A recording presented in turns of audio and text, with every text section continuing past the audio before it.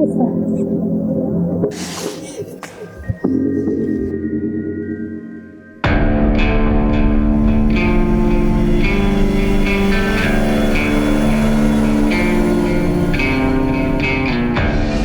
Sir.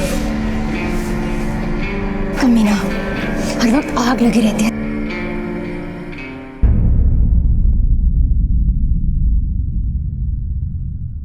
Hello, यहाँ ये कुत्ता हर रोज तुम्हारी जोड़ी को नोचता रहे और तुम बस हाथ पर हाथ रखकर बैठे रहो, कुछ नहीं करो। इस बूढ़े का तुम कुछ करोगे या मैं ही कुछ करूँ?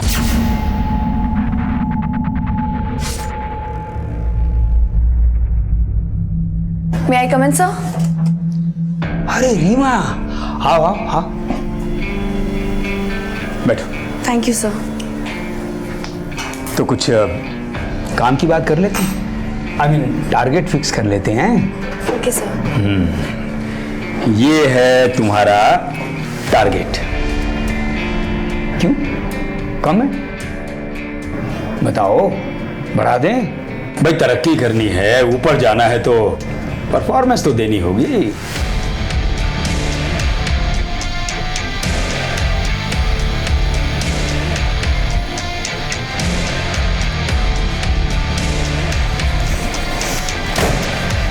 अब इसके ऊपर जाने का इंतजाम मुझे करना ही पड़ेगा। साला ठगी पुट्ठा।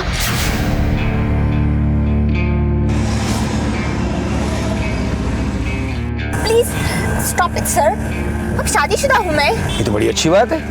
अरे तुम्हें तो खुश होना चाहिए। ऐश करेंगे हम और बिल फटेगा तुम्हारे पति के नाम का।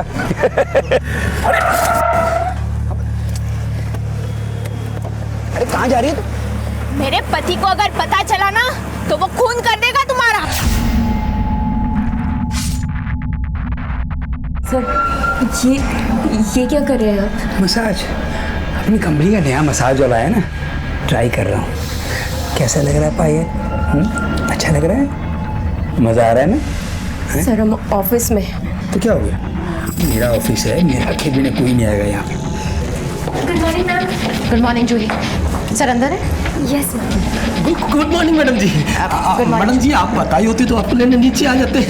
सर, खुशबू भी बड़ी अच्छी है, मजा आ रहा है, मुझे भी आ रहा है। शंकर। जी मैडम जी। जी मैडम जी, वो ये क्या हो रहा है यहाँ पे? तुम्हारी समझ में अभी नहीं आएगा। जब बीच चौराहे पे खड़ा करके तुम्हारी इज्जत का जनाजा निकालूंगी ना, तब समझोगे। शरीर में जितनी गर्मी है सब निकल जाएगी। और तुम, अगर तुम्हारी जवानी इतना ही जोर मार रही है तो चौक पे क्यों नहीं जाके बैठ जाती? Get out, out now. अगर अभी भी नहीं सुधरे ना तो तुम्हारी जवानी जो बहुत भड़क रही है उसे काट के फेंक दूंगी।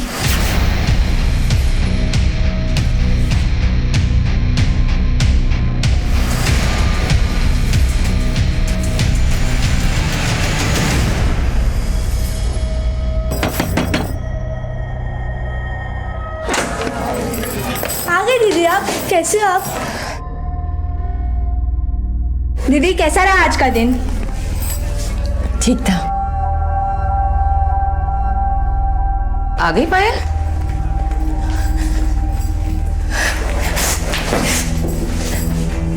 पायल, क्या हुआ बेटा? मम्मी, आज ऑफिस में बॉस की वाइफ ने सबके सामने मेरी बेइज्जती की।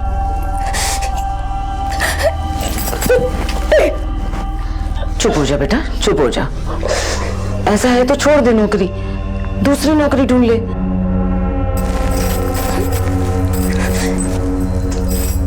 ऐसे कैसे नौकरी छोड़ दूं मम्मी?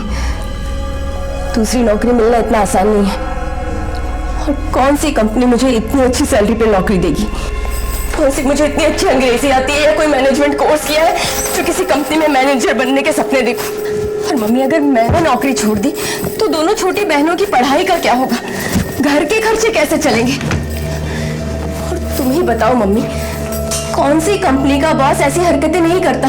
मेरी सारी सहेलियां, रोजी, मीना, टीना, सब इसी तरह की हरकतों की बातें करती हैं। उन सबके भी ऐसे ही हालात हैं। मैंने भी इसे अपनी किस्मत मान लिया है। बस बेटा बस, शांत हो जा, मैं तेरे लिए पानी लेकर आती हूँ। मम्मी, चकना भी तैयार रखना, वो आता ही होगा। आज सारे देश में अक्सर महिलाओं को कामकाज के लिए घर से बाहर निकलना पड़ता है, लेकिन हमारे सभ्य समाज में कुछ असभ्य लोग ऐसे भी हैं जो अपने रुतबे, अपनी बड़ी पोजीशन के बल पर अपनी सहकर्मी महिलाओं का फायदा उठाते हैं, उनका शोषण करते हैं। शहर हो या गांव, सड़क हो या दफ्तर, महिलाएं ऐसे असभ्य लोगों से कहीं पर भी सुरक्षित नहीं है। हमारा आज का केस भी ऐसी ही पीड़ित महिलाओं का है जिनका शोषण किया जा रहा था।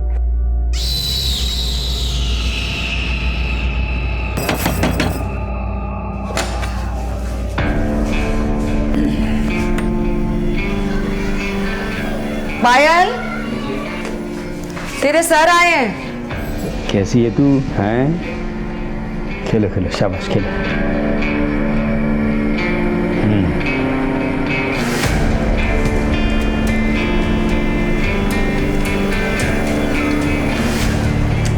कब तक चलता रहेगा ये सब?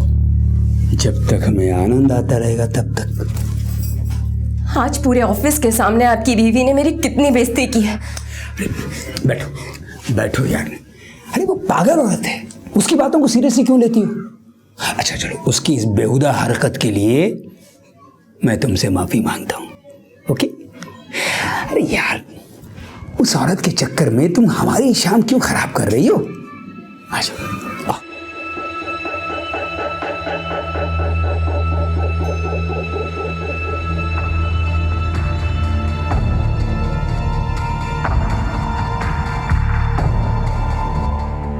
सर, वो आखिरी दिन था जब सर घर आए थे। उसके बाद ना तो वो आए और ना ही उनका फोन। मैंने 1-2 बार उनका फोन ट्राई किया था, लेकिन फोन स्विच ऑफ था। कमाल है, तुम्हें भी बताकर नहीं गए? तुम्हें तो बताकर जाना चाहिए था। सर, मैं उनकी वाइफ नहीं हूँ जो कहीं भी जाने से पहले वो मुझे बताकर जाए। रघु सर, प्रकाश के सारे कॉल रिकॉर्ड चेक करो और पता लगाओ कि उसका आखिरी लोकेशन क्या था। Yes sir. ऐसा पहले भी कभी हुआ है? नहीं सर, पहले कभी बिना बताए इतने दिनों के लिए नहीं गए। उनका किसी से कोई झगड़ा, दुश्मनी वगैरह? नहीं सर।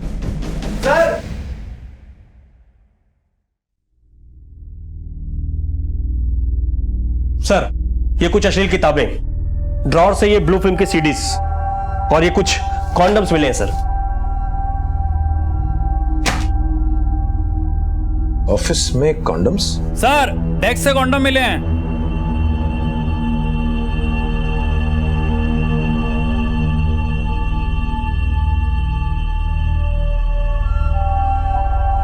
किसकी डेस्क है? इन रीमा जी की। सर, आपने प्रकाश सर के अकाउंट की डिटेल्स मांगी थी, वो इसमें है। इसमें लास्ट ट्रांजैक्शन 25 मई को किया गया है 45,000 का। हाँ सर, उस दिन रात को सर ने 90,000 2 अलग अलग अकाउंट से निकाले थे। और सर अक्सर ऐसे पैसे निकालते ही रहते हैं। लेकिन वो ऐसा क्यों करते हैं? सर, बड़े लोग हैं तो उनके शौक भी बड़े ही रहेंगे ना। रघु सर, इस एटीएम की सीसीटीवी फुटेज निकालो और चेक करो। सर की एक बात तो थी, सर की ना तो मेम साहब से बनती थी और ना तो छोटे साहब से। आए दिन कचकच होती रहती थी।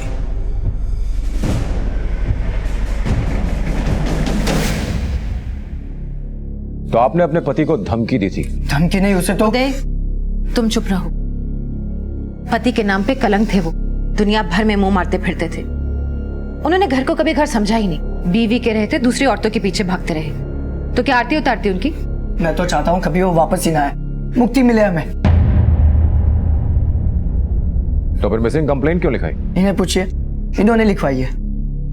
और क्या करती मैं? आप ढूंढ दीजिए, अपनी कंपनी और तलाक दोनों ले लूंगी उनसे। सर, कॉल रिकॉर्ड चेक कर लिए, सभी से पूछताछ कर ली, लेकिन कहीं भी कुछ नया नहीं मिला। सर, कहीं इन्हीं माँ बेटे का तो खेल नहीं हो सकता है। संगीता हर्बल शिखा के पिता की कंपनी है जो उसे विरासत में मिली, और प्रकाश ने एक बार वो कंपनी अपने नाम करवा ली। उसके बाद बीवी को कौन पूछता है? उसका बेटा उदय भी उसके साथ काम करता था, लेकिन जब उदय ने विरोध किया तो प्रकाश ने उदय को कंपनी से निकाल दिया। प्रकाश के इर्द गिर्द जितनी भी लड़कियां और औरतें थी, उसने शोषण तो सभी का किया है, और अब वो गायब है। इसलिए शक सभी पर जाता है, लेकिन सबूत किसी के भी खिलाफ नहीं है। और ये जब से गायब है तब से ना तो कोई फिरौती का कॉल आया है, ना ही कोई बैंकिंग ट्रांजैक्शन हुआ है, और अब उसका फोन भी स्विच ऑफ। देखिए मुझे तो लगता है कि इसका खेल खत्म हो गया।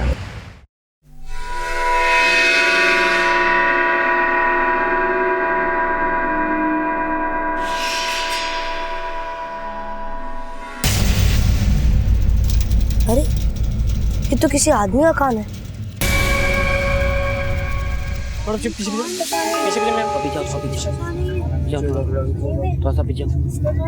किसने देखा है कान? साहब मैंने। किसी ने हाथ तो नहीं लगा? नहीं सर, ना मैंने छुआ ना किसी को छूने दिया। गुड। थोड़ा पीछे बच्चे तुम लोग।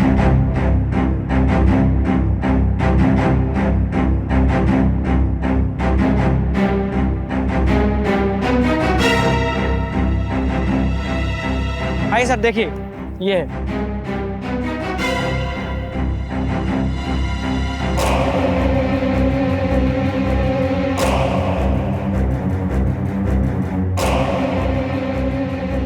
सर यहाँ नाक पड़ी है।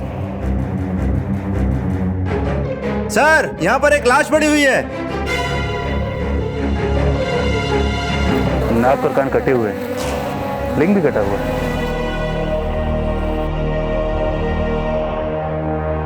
सर किसी प्रकाश यादव का नाम है और संगीता हर्बल्स का एड्रेस लिखा हुआ है, और डेबिट कार्ड पर भी प्रकाश यादव है। सर सर कहीं ये वही आदमी तो नहीं है जिसकी मिसिंग कंप्लेंट हमें थाना हजरतगंज से आई थी?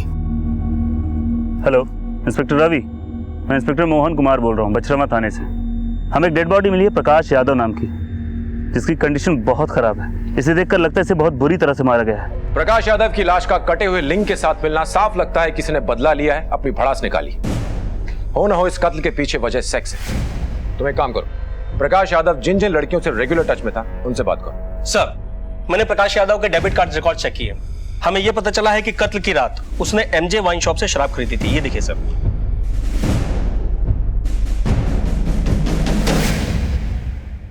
प्रकाश साहब को तो बहुत अच्छे से जानता हूँ सर मैं, वो तो हमारे पुराने कस्टमर थे। अच्छा, आप जरा सोचकर बताना, उस दिन प्रकाश के साथ कार में कोई था या फिर वो अकेला था?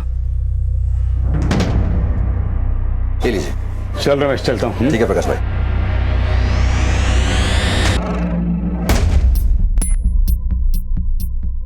हाँ सर था तो। कौन? वो तो नहीं पता सर, क्योंकि बहुत दूर था और उसका चेहरा ठीक से देख नहीं पाया सर मैं। महिलाओं का शारीरिक शोषण एक घिनौना जुर्म है और बहुत कम ही खुलकर सामने आता है, क्योंकि उन्हें अपने ऊपर बढ़ने वाले हाथ से ज्यादा अपने ऊपर उठने वाले सवालों की फिक्र होती है। और इसी कमजोरी का फायदा उठाना प्रकाश यादव जैसे लोग अच्छी तरह से जानते हैं। पुलिस ने जब गुत्थियों को खोलना शुरू किया तो पता चला कि प्रकाश यादव ने अपनी हवस को मिटाने के लिए कई महिलाओं का शारीरिक शोषण किया था। फेहरिस्त काफी लंबी थी, लेकिन पुलिस ने उन पीड़ित महिलाओं से छानबीन शुरू की।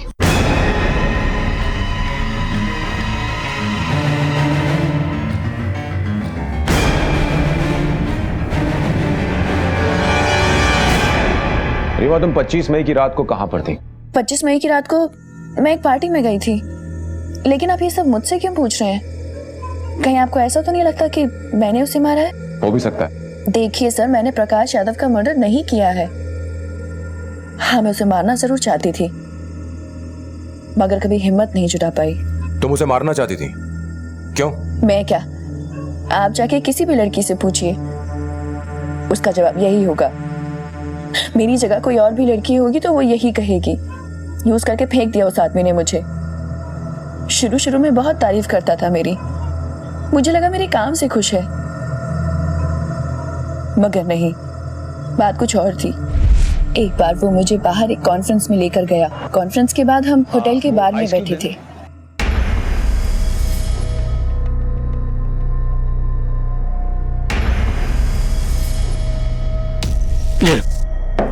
Thank you sir. वेलकम।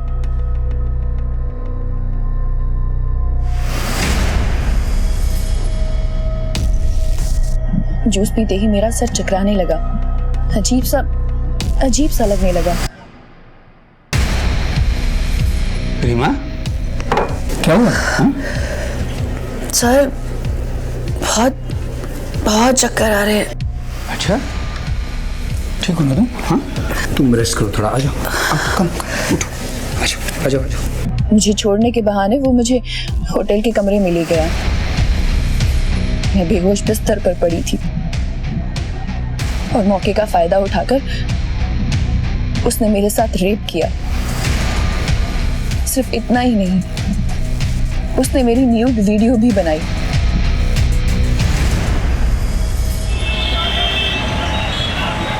मुझे तो ये सब पता भी नहीं था। एक दिन जब मैं उसके केबिन में मीटिंग कर रही थी, लखनऊ में 1020, इलाहाबाद में 500, बनारस में 400 और चंडीगढ़ में 1280। सर ये क्या कर रहे हैं आप?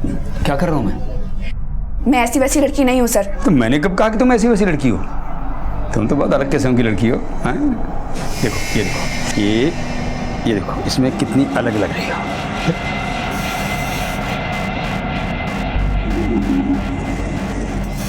क्यों, पसंद आई ना? अब बताओ, मेरा ख्याल रखोगी या नहीं? बाकी तो तुम खुद ही समझदार हो। उस दिन के बाद से हमेशा उसने अपनी मनमानी की। उसने मुझे पैसे दिए, आउट ऑफ टर्न जाकर प्रमोशन भी दिया, एक सेकेंड हैंड कार भी दी थी। हर वक्त मेरे आगे पीछे घूमते थे, लट्टू थे मुझ पर। और पायल के आने के बाद उन्होंने मुझे मक्खी की तरह निकाल फेंका। पर्क्स वगैरह जो मुझे मिलते थे वो सब काट दिया और उस पायल को दे दिए। दिग्विजय, पायल को बुलवाओ। इसने हमें सारी बातें नहीं बताई। Yes sir. चालाक मुजरिम अक्सर पुलिस को गुमराह करने के लिए शक की सुई किसी और की तरफ घुमाने की कोशिश करता है, पर एक मिनट के लिए सारी बातें भूल करके बेसिक्स की तरफ चलते हैं। ये बताओ, प्रकाश यादव की मौत से सबसे ज्यादा फायदा किसे हुआ? उसकी बीवी और उसके बेटे को। करेक्ट। इस उदय को उठाओ, टटोलते हैं। सर कुछ पता चला? नहीं चला है तो चल जाएगा, इसलिए तुझे यहां बुलाया। कत्ल वाले दिन ऑफिस के पार्किंग लॉट में तो 2 घंटे किसी का इंतजार कर रहा था,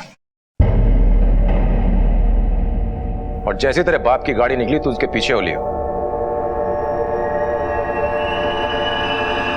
सीसीटीवी फुटेज में सब कंफर्म हो गया है। नहीं सर, वो ऐसे सर, तेरे बाप की मौत से सबसे ज्यादा फायदा तुझे ही होने वाला था। सच सच कबूल कर ले, नहीं तो इतना कूटेंगे कि तेरी हड्डियां जुर्म कबूलेंगी तेरा। बहुत देखिए सर, मैं मानता हूँ उस दिन मैं अपने पापा को मारने के इरादे से ही गया था, लेकिन फिर मेरी गर्लफ्रेंड राशि के साथ मेरी बात हुई और उसके साथ बात करने के बाद मैंने सोचा कि ये आदमी तो मारने के लायक भी नहीं है। झूठ बोलने में पीएचडी हासिल की है साले ने। सच बोल। सर मैं सच बोल रहा हूँ, वो आदमी बाप कहलाने के लायक नहीं था, एक नंबर का गिरा हुआ आदमी था। उसने मेरी माँ की जरा भी कदर नहीं की। दिन ब दिन उसकी हरकतें घिनौनी होते जा रही थी सर। एक दिन तो हद ही कर दी उन्होंने, लड़कियों को घर लाना शुरू कर दिया अपनी अय्याशी के लिए। क्या हो रहा है यहाँ पे? ये क्या बदतमीजी चल रही है? बेशर्म लड़की, ये मेरा घर है, कोठा नहीं। चल। मुझे क्या बोल रही हो? अपने पति को संभालो, जबरदस्ती लेकर आए मुझे, समझी? मेरे ही बेडरूम में खड़े होके मेरे ही पति के साथ रगलियां मनाती है। क्या कर रहे हो? हाथ उठाते हो? छोड़ूंगा नहीं, छोड़ूंगा नहीं, छोड़ूंगा नहीं। नहीं होते बेटा, नहीं बेटा, नहीं। हाथ मत उठाना, समझे? जी तो चाह रहा था मैं उसे उसी वक्त मार दूं। बुड्ढे ने सारी हदें पार कर दी थी सर, और मैं अपनी माँ की दुर्दशा देख नहीं पा रहा था। मेरा दिमाग हट गया था। 3 दिन से मेरे दिमाग में एक ही बात चल रही थी कि sir I was actually out of control. मैं उसे मारने ही जा रहा था कि मेरी गर्लफ्रेंड राशि ने मुझे रोक लिया, वरना मेरे ही हाथों नरक जाता बुड्ढा। तो तूने नहीं मारा? नहीं। मरवाया? किसको दी सुपारी? नहीं सर, मैंने कोई सुपारी वुपारी नहीं दी, मैंने किसी को नहीं मरवाया। इनफैक्ट उस दिन मैंने उनको ज्यादा देर तक फॉलो भी नहीं किया था। वो कंकरिया टोल बूथ से आगे जाकर मैंने यू टर्न ले लिया था। मैं बहुत डिस्टर्ब था और मेरा मूड ठीक करने के लिए राशि मुझे अपने साथ फिल्म देखने ले गई। सर आप चाहे तो राशि से पूछ सकते हो। कंफर्म करो। सर पायल को ले आए हैं।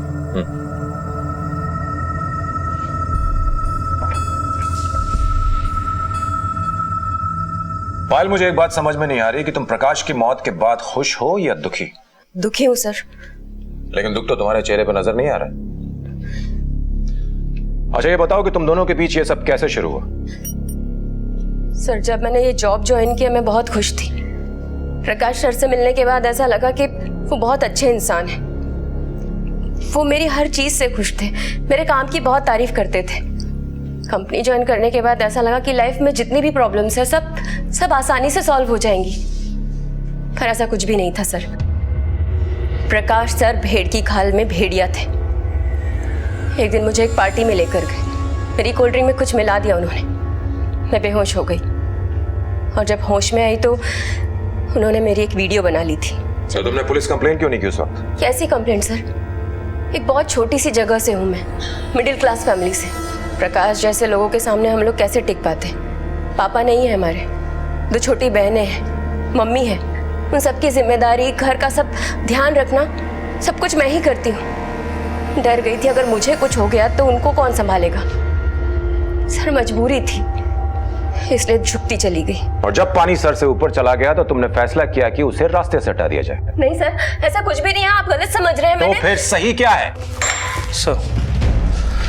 सर फोन रिकॉर्ड के हिसाब से रीमा का फोन उसी इलाके में था जहां से हमें प्रकाश की लाश मिली। मैंने उसे थाने बुला लिया सर।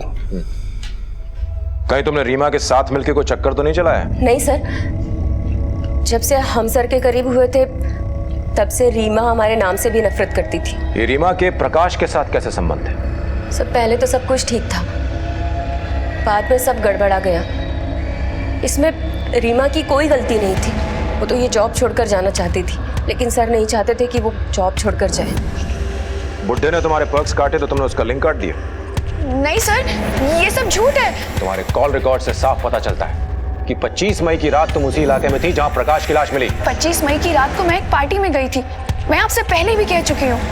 किसकी पार्टी? सर मैं अपने बॉयफ्रेंड नितिन के साथ गई थी, वो मुझे वहां लेकर गया था। देखिए, पता करो उस नितिन का। सर एटीएम की सीसीटीवी फुटेज आ गई सर।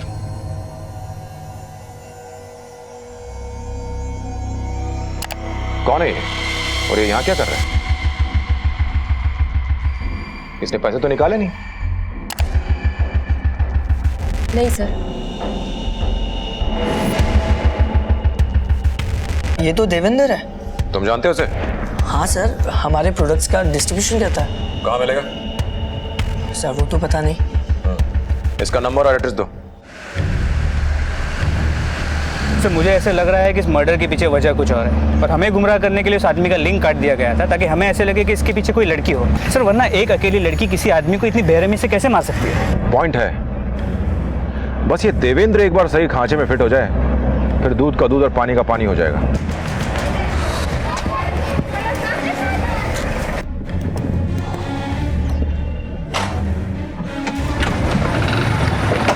देवेंद्र, बड़ी जल्दी में लग रहे हो, कहाँ जा रहे हो? जी कुछ नहीं, बस ऐसे ही काम से जा रहा है। एक मिनट इधर आओ, तुम्हें कुछ दिखाना है।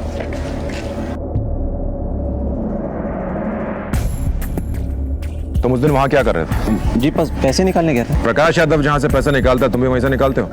सर वो एटीएम मेरे घर के पास से ही है तो इसलिए गया था। और तूने उस दिन पैसे तो निकाले नहीं? सर वो उस दिन प्रकाश जी से अचानक मुलाकात हो गई तो बातों बातों में रह गया तो इसलिए भूल गया था सर। ये बताओ, प्रकाश यादव के साथ कोई और भी था? जी नहीं। तो इतने परेशान क्यों दिख रहे थे? सर मुझे तो ऐसा कुछ लगा नहीं, मतलब जैसे वो हमेशा होते वैसे ही थे, बस ज़रा सी पी रखी थी। क्या बात हुई उनसे? कुछ नहीं सर, बस इधर उधर की बातें, क्या चल रहा है वगैरह। प्रकाश जी ज़रा रंगीन मिजाज आदमी है ना सर, तो कह रहे थे कि ऑफिस की एक नई फीमेल स्टाफ चाहिए। तो तुमने क्या कहा? मैंने यही कहा सर, ढूंढ के बताता हूँ आपको। बिना बताए शहर से बाहर मत जाना। हाँ रघु बोलो। सर मैं उदय की गर्लफ्रेंड राशि के घर के बाहर खड़ा हूँ। उसके पिता ने कंफर्म किया है कि उस रात उदय राशि के साथ फिल्म देखने गया था।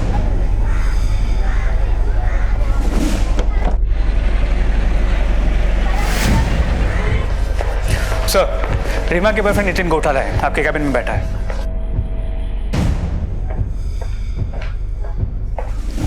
Hello sir. नितिन, तुम 25 मई की शाम अपनी गर्लफ्रेंड रीमा के साथ कहाँ पर थे?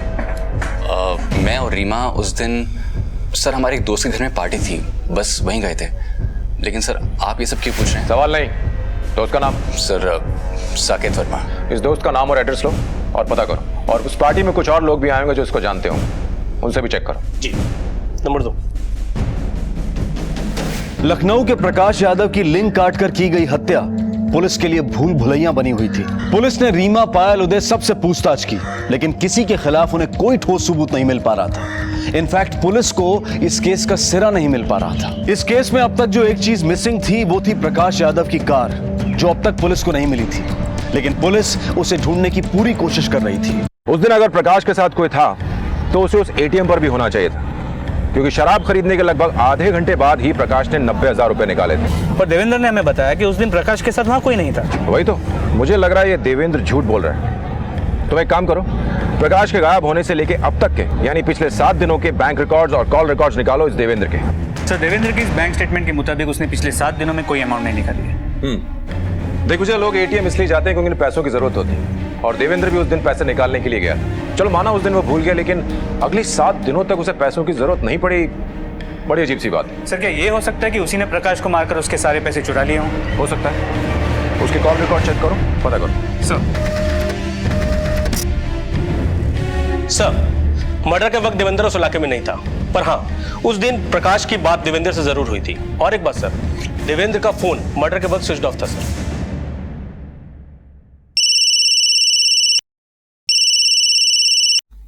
साहब, वो आप चोरी हुई वाली गाड़ी ढूंढे थे ना, वो मिल गई है, लेकिन टुकड़ों में।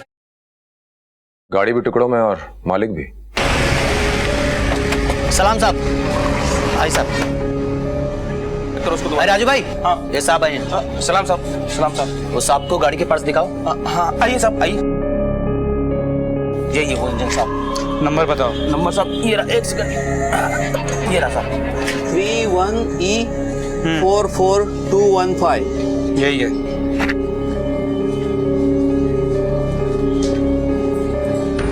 सर, नंबर मैच करता है।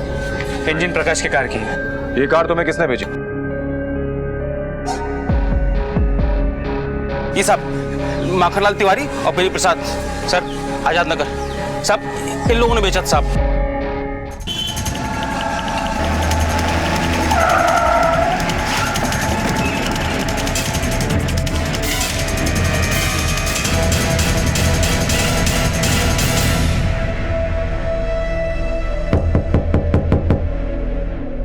मैं देखता हूँ।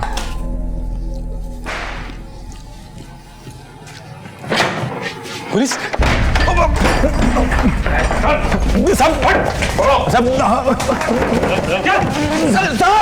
अरे क्या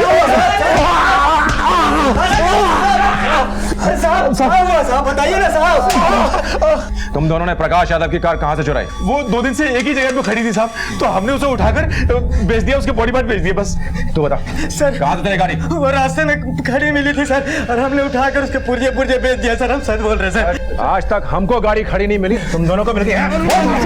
सब बताता हूँ साहब, वो कार दरअसल हमें रीमा जी ने दी थी ठिकाने लगाने के लिए, तो हमने लालच में आके उसे बेच दिया साहब। रीमा जी ने? हाँ साहब, रीमा जी। अब तुम दोनों सीधे सीधे अपना जुर्म कबूल करते हो या फिर हमें कोई दूसरे पैंतरे आजमाने पड़ेंगे? सर हमने कोई जुर्म नहीं किया है, मेरी बात का यकीन कीजिए। ये नौटंकी बंद करो और सच सच बताओ, तुमने जिस आदमी को प्रकाश यादव की गाड़ी को ठिकाने लगाने दिया था वो अब हमारी हिरासत में। मेरे पास सर की गाड़ी कहां से आएगी? देखिए, उन दोनों को लेके आओ। सर, अभी मालूम पड़ेगा। बताओ इन्हें कि इन्होंने तुमको गाड़ी कहां दी थी, बोलो। साहब, जिन्होंने चाबी दी थी ये वो मैडम नहीं है साहब। ये वो मैडम नहीं है? नाम क्या बताया था तुमने? रीमा। तो यही तो रीमा है। नहीं साहब, ये वो रीमा नहीं है साहब। एक मिनट, देखिए साहब, ये देखिए साहब, इस नंबर पर फोन लगाया था, रीमा जी से बात की थी साहब। ये देख लीजिए साहब, हम झूठ नहीं बोले साहब।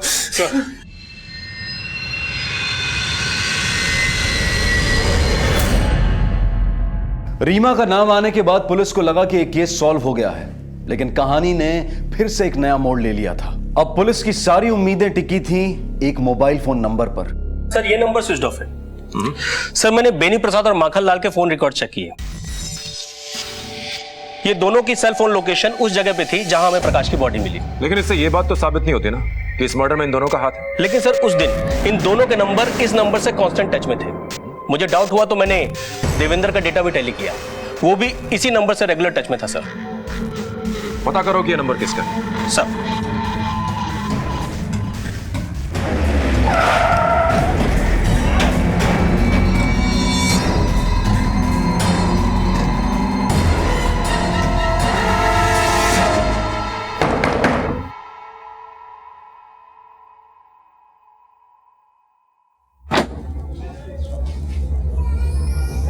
पायल कहाँ है? क्या बात है साहब? मैंने पूछा पायल कहाँ है?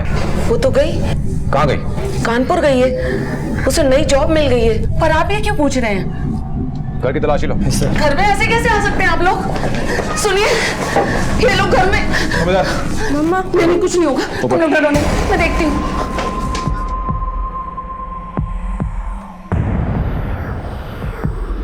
साहब, आप लोग मुझे बताते क्यों नहीं? ये पायल के कमरे की तलाशी क्यों ले रहे हैं?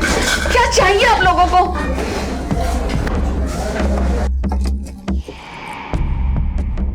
सर, ये मोबाइल अलमारी में छुपा के रखा था।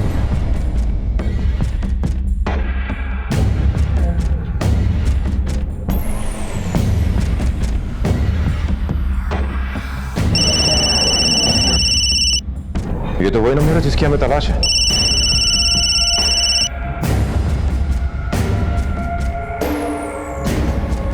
इसकी पूरी फोन बुक में सिर्फ एक ही नंबर सेव है, देवेंद्र का। इसका मतलब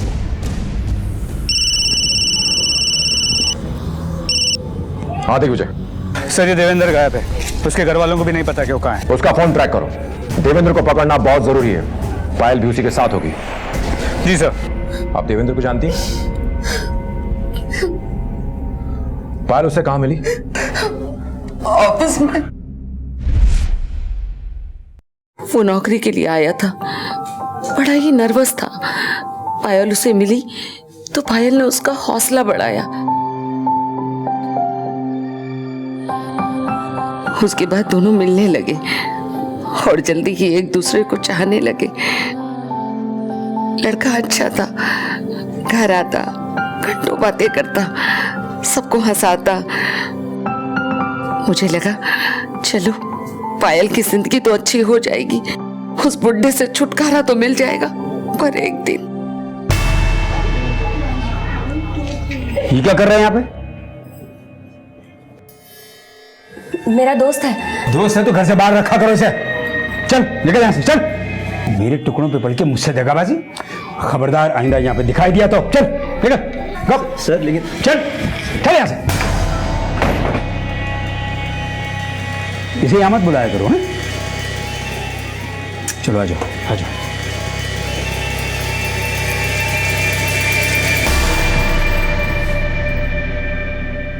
वो तो पीछे ही पड़ गया था साहब उन दोनों के, चैन से जीने नहीं दे रहा था। अच्छा हुआ मर गया। सर, ये लोग उत्तम नगर से होते हुए लखनऊ से बाहर जा रहे हैं, आपसे तकरीबन 20 किलोमीटर दूर। कौन सी रोड पे है वो? सर, अब ये सीतापुर रोड की तरफ जा रहे हैं। सीतापुर के रोड पे लो।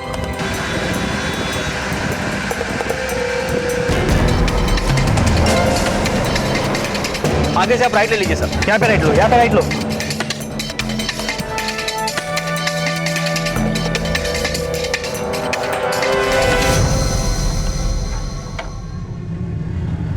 अब ये कहीं रुके हुए हैं।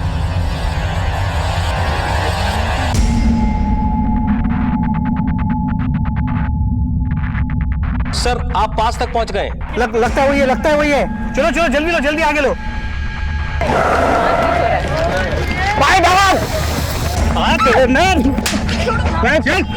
अरे मैं क्या है? थाने में चल, बता दे तुझे क्या किया है। डालो इसको अंदर। सर कह रहा है यार मेरे साथ ये तो।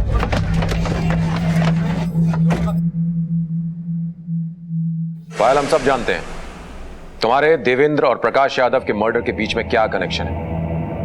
अब सीधी तरह बताना शुरू करो, नहीं तो जो लेडी कांस्टेबल खड़ी है इसने बहुत दिनों से किसी की धुलाई नहीं की है।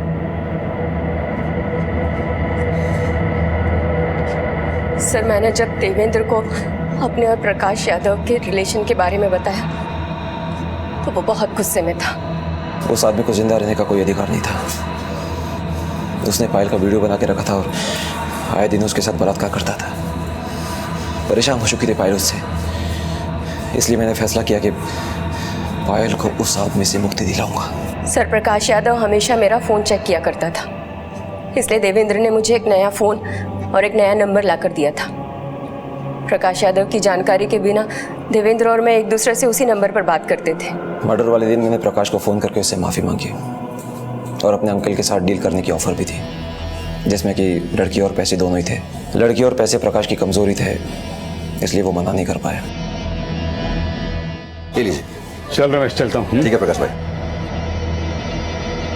वो आया, शराब खरीदी और गाड़ी में ही शराब पीनी शुरू कर दी।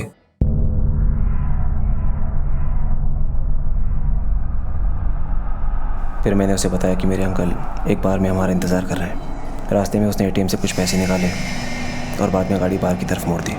लेकिन वो गाड़ी कभी भी अपनी मंजिल तक नहीं पहुंची। नहीं। सर ज़रा गाड़ी रोकिए ना। क्यों? ज़रा आता हूँ।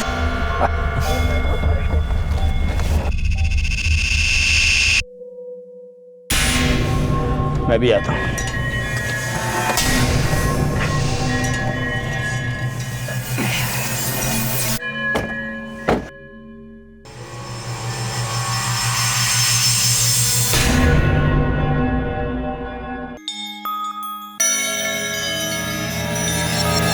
बहुत आग लगी थी ना तुम्हें? हाँ, हर लड़की को अपनी बपौती समझते थे ना, अब तुम्हें पता चलेगा। सर, उस जानवर को मारने का मुझे कोई अफसोस नहीं है। अफसोस तो मुझे इस बात का है कि वो मेरे साथ बलात्कार करता रहा और मैं कुछ नहीं कर पाई। आप ही बताइए सर, कौन लड़की एक बुढ़े की रखैल बनके उसके साथ जिंदगी गुजारना चाहेगी? मैं भी चाहती थी कि एक हम उम्र लड़के के साथ शादी करके अपनी जिंदगी गुजारूं, लेकिन वो बुढ़ा मुझे कहीं भी अकेला नहीं छोड़ता था। न ऑफिस में न घर में, हर जगह साए की तरह मेरा पीछा करता था। गलती से अगर किसी हम उम्र लड़के के साथ हंस लूं या बात कर लूं तो चिल्लाता था, गुस्सा करता था।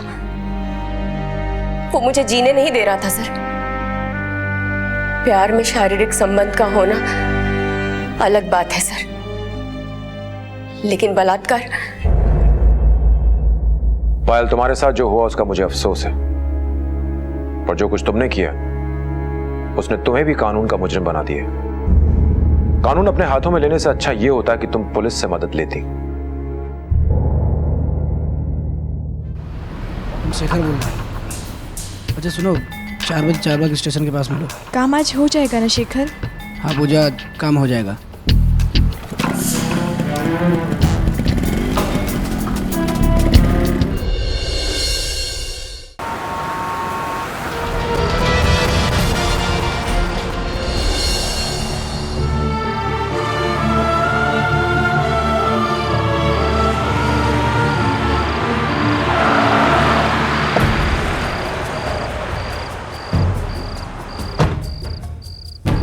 जी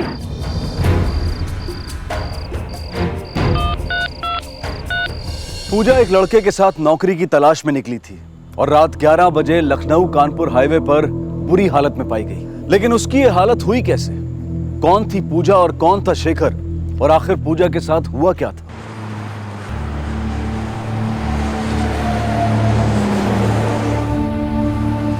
क्या हुआ भाई? कौन है ये लड़की? क्या मालूम, इस तरफ से आई थी। लड़की जिंदा है, हालत बहुत खराब है, एम्बुलेंस बुलाओ। अरे ये तो बहुत घायल लग रही है। इसकी हालत देखकर तो लग रहा है कुछ गड़बड़ है। आजकल गुंडे बदमाश बहुत हो गए, पता नहीं क्या हो रहा है। चलो चलो निकलो यहाँ से, चलो।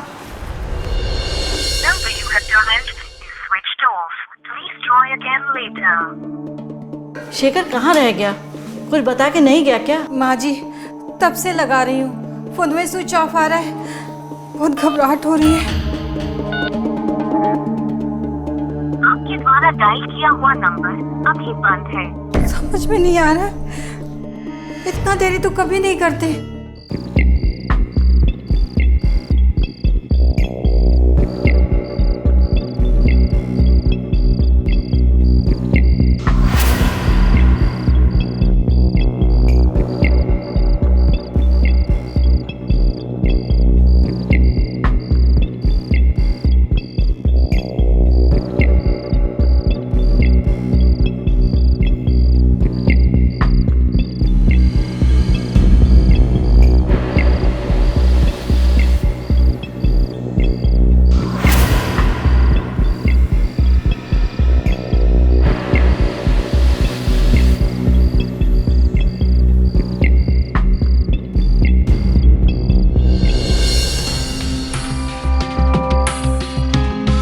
सर, लड़की का नाम पूजा है।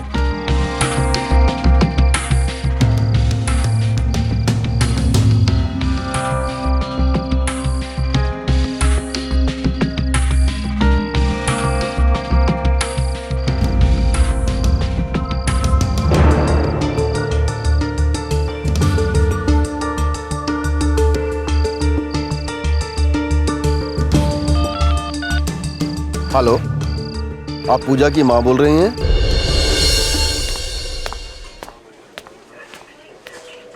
साहब हमारी पूजा का क्या हुआ है? आप कुछ बतावत काहे नहीं है? इसे पहचानती हैं? ये मोबाइल तो हमारी पूजा का है। ये चप्पल, पूजा, ये दुपट्टा, ये पर्स में पूजा का, और ये चश्मा। साहब ये चश्मा हमका नहीं पता। साहब हमरे पूजा का क्या हुआ है? आप शेखर को जानती हैं? नहीं साहब, शेखर का हमका नहीं पता। साहब आप कुछ छुपावत हो, बता हमारी बिटिया का क्या हुआ है? सर, लड़की के साथ रेप हुआ है और मुझे ऐसा लगता है कि गैंग रेप का मामला है। बहुत जख्मी हालत में है, बेसिक ट्रीटमेंट हमने कर दिया है।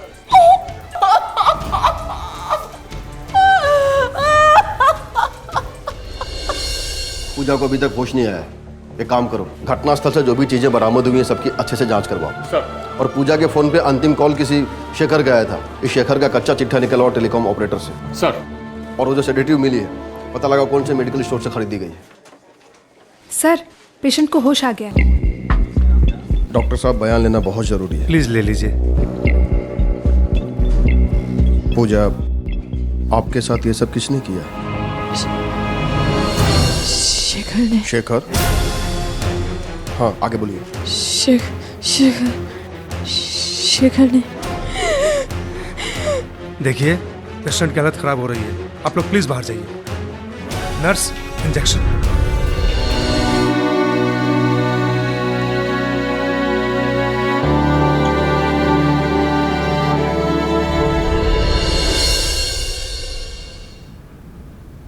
माँ जी, वो अभी तक घर नहीं आए हैं। पूरी रात बीत गई। लगता है पुलिस की मदद लेनी पड़ेगी। शेखर का है? हम तो खुद ही थाने आने वाले थे कंप्लेन लिखवाने, वो कल से घर ही नहीं आए हैं। देखिए, हमारे साथ कोई खेल मत खेलिए। फटाफट बताइए शेखर का है। अरे आप ऐसे काहे बोल रहे हैं? क्या किया हमने बेटा ने? आपके शेखर ने रेप किया है।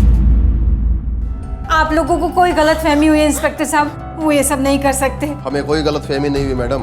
पूजा ने खुद बयान दिया है कि ये सब उसके साथ शेखर ने किया है। आप उसका फोटो ले आइए।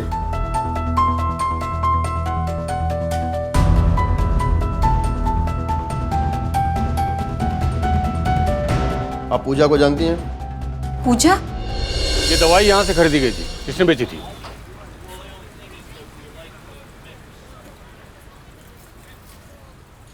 सर, ये किसी पूजा शर्मा ने ली थी। तुम थे उस टाइम यहाँ पे? सर, उस वक्त तो बबलू और शेखर थे। सर, मैं तो 3:30 बजे आया क्योंकि शेखर ने हाफ डे लिया हुआ था उस दिन। अभी कहाँ है शेखर? सर, आज तो नहीं आया वो। ये नंबर देखो, ये है उसका नंबर। हाँ, नंबर तो उसी का है। क्या हुआ सर? वो आए तो इन्फॉर्म करो। Okay sir. तुम यहाँ सिविल ड्रेस में तैनात रहना, नजर रखना, और तुम सर को इन्फॉर्म करो। ये है पूजा, ध्यान से देखिए।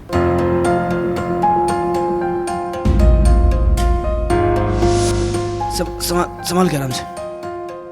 अरे क्या हुआ? हाँ? कौन है ये? अमिता, ये पूजा है। मेडिकल स्टोर पे दवाई लेने आई थी। कह रही थी काम ढूंढने निकली और बात करते करते अचानक बेहोश हो गई, तो मैं इसे घर ले आया। ठीक हो? बेटा, ये लो पानी पियो। लो।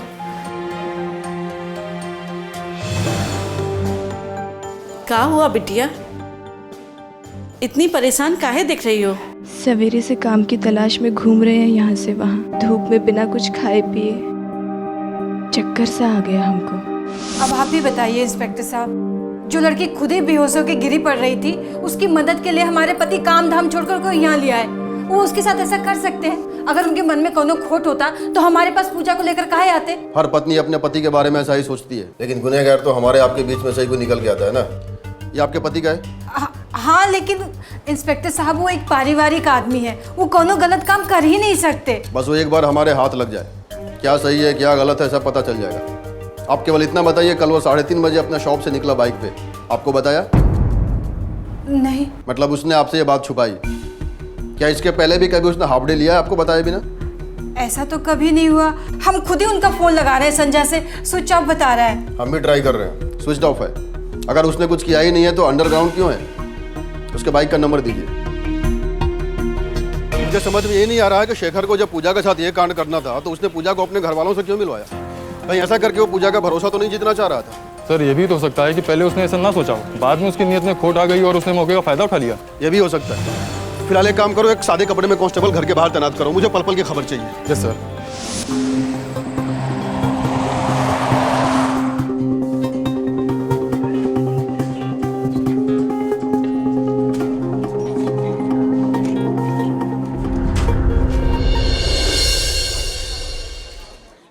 हम आपकी हालत समझ सकते हैं, लेकिन हमारे लिए कुछ सवाल पूछने बहुत जरूरी है। प्लीज हमें निडर होकर बताइए। 4 लोग थे, बस शेखर याद है हमें। उसके साथ उसके 3 साथी भी थे, उनका चेहरा हमको याद नहीं। हमें नशे की दवाई पिला दी गई थी, फिर चारों ने बारी बारी हमारे साथ बलात्कार किया। जब हमने विरोध किया। हेलो पूजा। हाँ शेखर। अच्छा तुमको काम की जरूरत थी ना, तो एक अच्छा काम आया है। एक कपड़ों की दुकान खुल रही है, वहाँ सेल्स गर्ल्स की जरूरत है, तो हम बोलेंगे तो तुम्हारा काम हो जाएगा। ठीक है, बहुत बहुत शुक्रिया। डॉक्टर, पूजा की रिपोर्ट जैसे ही आती है हमें तुरंत इन्फॉर्म कीजिए। हमें जल्द से जल्द रेपिस्ट को पकड़ना होगा, अपनी इन्वेस्टिगेशन टीम बड़ी करनी होगी। फिलहाल एक काम करो, शेखर के घर पे जाओ, उसकी पत्नी से उसके दोस्तों की डिटेल्स निकलवाओ। कुछ भी करो, मुझे सारे रेपिस्ट हिरासत में चाहिए। Yes sir. पूजा के विश्वास की हत्या हो चुकी थी। जिस शेखर पे उसने भरोसा किया था, उसी ने उसके साथ इतना बड़ा धोखा किया। शेखर का फोन लगातार स्विच ऑफ आ रहा था, लेकिन पुलिस हाथ पर हाथ धरकर बैठने वाली नहीं थी। उन्होंने शेखर और उसके तीनों साथियों को ढूंढने के लिए छानबीन और तेज कर दी। पूजा ने बयान दे दिया है, उसके साथ गैंग रेप हुआ है। नहीं, वो गलत बयान दे रही है। हमारे पति एक जिम्मेदार इंसान है, उनकी संगत बुरी हो ही नहीं सकती। जल्दी ये सब पता चल जाएगा। पहले उनके दोस्तों के नाम और नंबर दीजिए।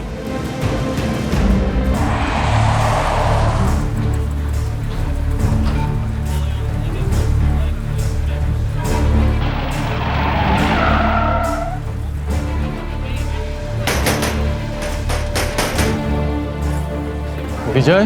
जी सर। अरे सर मैंने क्या किया? अरे सर मैंने क्या किया?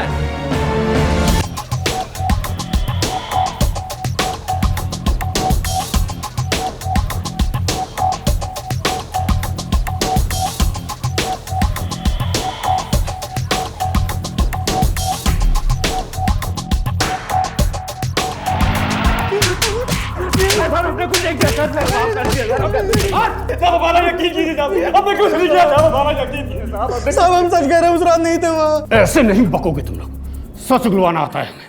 गुप्ता, इन तीनों के स्पर्म टेस्ट के लिए भिजवाओ। सर।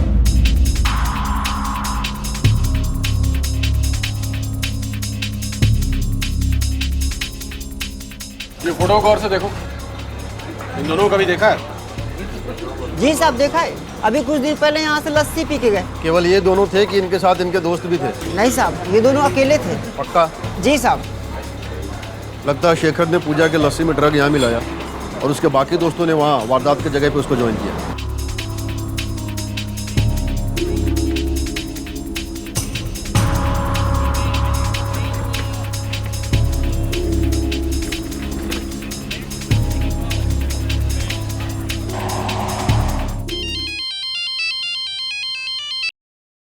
हाँ गुप्ता।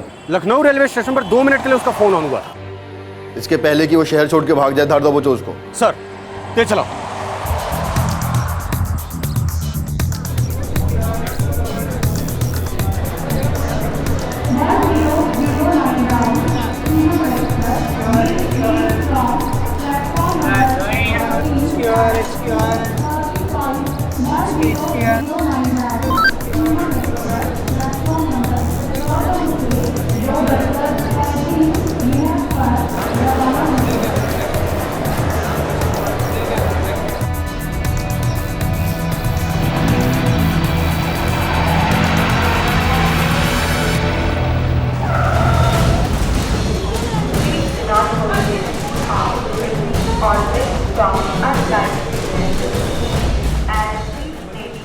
शेखर का मोबाइल फिर से स्विच ऑफ हो गया। शेखर जहां काम करता था, जहां रहता था, जहां पूजा को लेकर गया था, पुलिस उन सभी इलाकों का चप्पा चप्पा छान रही थी। शेखर के 3 दोस्त पुलिस हिरासत में थे, लेकिन शेखर का अभी तक कुछ पता नहीं चला था, बल्कि उसे पकड़ पाना और मुश्किल होता जा रहा था। पुलिस ने शेखर के मोबाइल को ट्रैक किया, लेकिन उसका मोबाइल हर बार अपनी लोकेशन बदल रहा था। साहब, हमारे पति 3 दिन से गायब हैं। हमारी बात मानिए साहब। वो गायब नहीं है, अंडरग्राउंड है। अरे साहब, ऐसा नहीं है साहब, वो पारिवारिक आदमी है और उनके तीनों दोस्त भी बहुत अच्छे इंसान है साहब। आप हम पे विश्वास कीजिए साहब। साहब, हमारे पति के साथ कुछ गड़बड़ हो रहा है साहब। साहब, उनको ढूंढने में मदद करिए साहब। उनके साथ कोनो एक्सीडेंट हो गया। आप सिर्फ अपने बारे में सोचती हैं। केवल एक बार अपने आप को उस लड़की के जगह पर रख के देखिए जिसके साथ गैंगरेप हुआ है। आप अंदाजा भी नहीं लगा सकती वो किस मेंटल ट्रॉमा से गुजर रही है।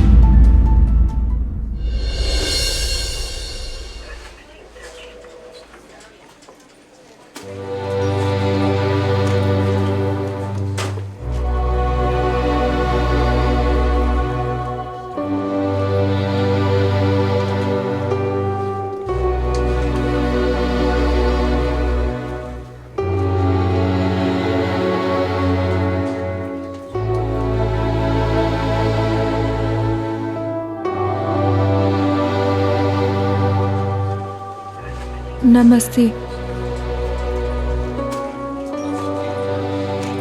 हम शेखर की पत्नी हैं। कहाँ आई हो यहाँ? अपनी बिटिया का तमाशा देखने आई हूँ। तुम्हारा पति इंसान नहीं, राक्षस है, राक्षस। देखो अपनी बिटिया का क्या हाल किया है। अरे कैसे रहा था उनके साथ? देखो मेरी बिटिया को, देखो।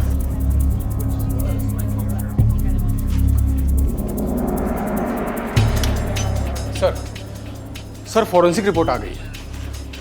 सर, पूजा की टेस्ट रिपोर्ट में 4 अलग अलग डीएनए पाए गए और उसमें बहुत ज़्यादा मात्रा में वही ड्रग मिला है सर, जिसकी फॉइल हमें मिली थी सेडेटिव की। लेकिन सर, शेखर के तीनों दोस्तों के स्पर्म सैंपल मैच नहीं हुए जो पूजा के शरीर में पाए गए थे। तो फिर वे 3 लोग कौन हैं जिनके साथ मिलकर शेखर ने यह गैंगरेप किया?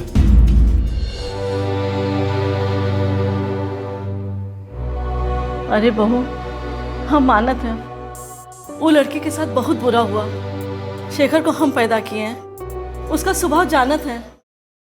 वो इतनी घिनौनी हरकत नहीं कर सकत।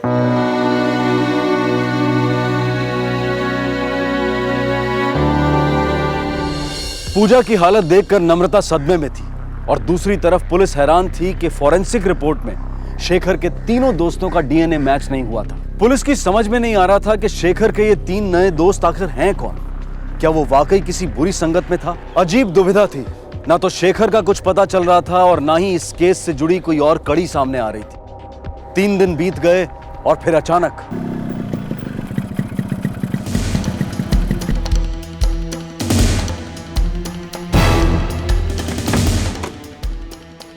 शेखर, कहाँ था तू इतने दिन? आप आ गए? कहाँ चले गए थे? 3 दिन से कुछ अता पता नहीं है। यहाँ कितना हंगामा हो गया है। हम कितना परेशान हो गए थे। कहाँ गायब थे? और फोन का स्विच ऑफ था। अरे फोन तो हमारे पास ही था। अरे कहाँ लगा? अरे इसने कुछ नहीं किया। अरे कुछ नहीं किया। कहाँ लेके जा रहे हो?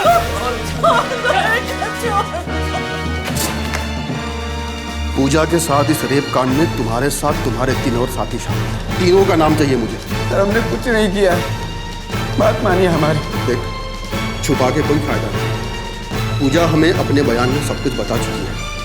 इसके पहले कि मेरा दिमाग खराब हो जाए तेरी भतीजी झाड़ दूं मैं, साफ साफ बोल दूं। सर, हमने कुछ नहीं किया है। हमने किसी का रेप भी नहीं किया। और जब रेप नहीं किया तो ऐसे किसी का नाम कैसे दे दूं मैं आपको? बेटा शेखर, ज्यादा भोला मत बन। तुम्हारे भोलेपन की कहानी हम पूजा से सुन चुके हैं। हाँ शेखर। अच्छा, तुमको काम की जरूरत थी ना? एक अच्छा काम आया है। एक कपड़ों की दुकान खुल रही है। तो लड़की को नौकरी देने का लालच देकर तुमने उसे नजदीकियां बढ़ाई? नहीं साहब, ऐसा बिल्कुल भी नहीं है।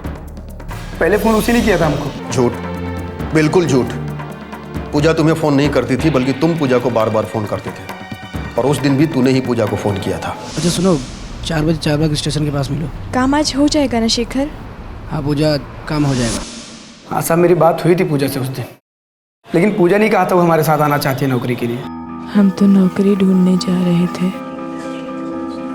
लेकिन शेखर का फोन आया कि अकेले मत जाओ, हमने हाफ डे ले लिया है, साथ चलेंगे। बहुत प्यास लगी थी पूजा को साहब, उसने ढाबे पे रुकने के लिए कहा हमको, तो हम ढाबे पे लस्सी पीने के लिए रुक गए। लस्सी पीने के बाद थोड़ा चक्कर सा आने लगा, फिर कुछ याद नहीं। मतलब उसके बाद हमको याद नहीं कि क्या हुआ हमारे साथ, और जब आँख खुली तो 3 दिन बीत चुके थे। सब हमको किसी ने अगवा कर लिया था। तो क्या अरबपति है? तुम्हारा अगवा कोई क्यों करेगा? और फिरौती के लिए तो कोई कॉल नहीं आया? तुम्हें क्या लगता है कोई बेहोश आदमी उड़ते फिरता क्या यहाँ से वहाँ? तुम पूरे होशो हवास में थे, इसलिए तुम्हारा मोबाइल अलग अलग लोकेशन पे ऑन और ऑफ हो रहा था। अब ये मत कह देना कि तुम्हारा मोबाइल भी चोरी हो गया था, क्योंकि जब तुम घर पे आए तुम्हारे पास मोबाइल था, और तुम किडनैप हुए थे या तुम्हारा ड्रामा था ये तो हम पता लगा ही लेंगे।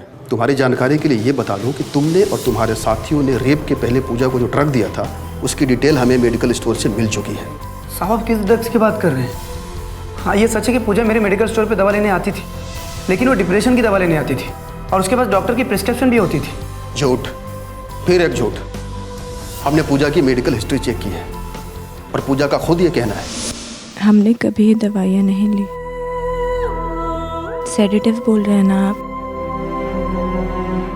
हम तो अक्सर बुखार की या सर दर्द की दवाइयाँ लेने जाते थे माँ के लिए। ये सब शेखर की प्लानिंग है सर। वही बार बार फोन करके हमको वहाँ बुलाया करता था। पूजा खुद हमसे बात करना चाहती थी, हमको बार बार मिस कॉल मारती थी, और उसकी तंगी को देख के हम कॉल बैक कर लेते थे साहब उसको। और जब भी हम उसको कॉल बैक करते थे हमसे डिप्रेशन वाली ही बातें करती थी। हम कोशिश करते थे साहब हम उसकी मदद करते ताकि वो डिप्रेशन से निकल जाए। वो मेरी बहन जैसी थी साहब। क्या बताएं शेखर, घर में रुपया पैसा है ही नहीं, खाने तक का इंतज़ाम करना मुश्किल होता जा रहा है। घर में कोई बड़ा भी नहीं है जो सहारा दे दे। कभी कभी तो मन करता है अपनी जान ही दे दे। कैसी बुज़दिल वाली बात कर रही हो तुम? घर में कोई सहारा देने वाला नहीं है तो हिम्मत हार जाओगी? हम है ना, हमको बनाओ अपना बड़ा भाई। देखो पूजा, जैसे अच्छे दिन नहीं टिकते ना तो वैसे बुरे दिन भी चले जाते हैं। एक काम करो, ये रखो तुम। अरे रखो, बड़े भाई हम तुम्हारे, और कभी भी जरूरत पड़े हमको याद करना, ठीक है? उसने हमदर्दी दिखाकर अपने जाल में फांस लिया हमें, फिर मौका देखकर गिरगिट की तरह रंग बदल लिया। साहब अब खुद सोचिए, अगर हमने रेप किया होता तो हम घर वापस क्यों आते? अपने आपको पकड़वाने। तुम घर वापस इसलिए आए ताकि तुम पे किसी का शक न जाए। बड़े ही शातिर आदमी हो तुम, और 3 दिन तक तुम छुपे हुए रहे ताकि तुम एक्सक्यूजें जमा कर सको। कोई फायदा नहीं होगा। मैं तुमसे आखिरी बार पूछता हूँ, तीनों साथियों के नाम बता दो मुझे। सर अब 1000 बार पूछेंगे तो हमारा एक ही जवाब होगा, हमने रेप नहीं किया। नहीं किया मतलब नहीं किया है। इसके स्पर्म का टेस्ट करवाओ। सर तू बचेगा नहीं।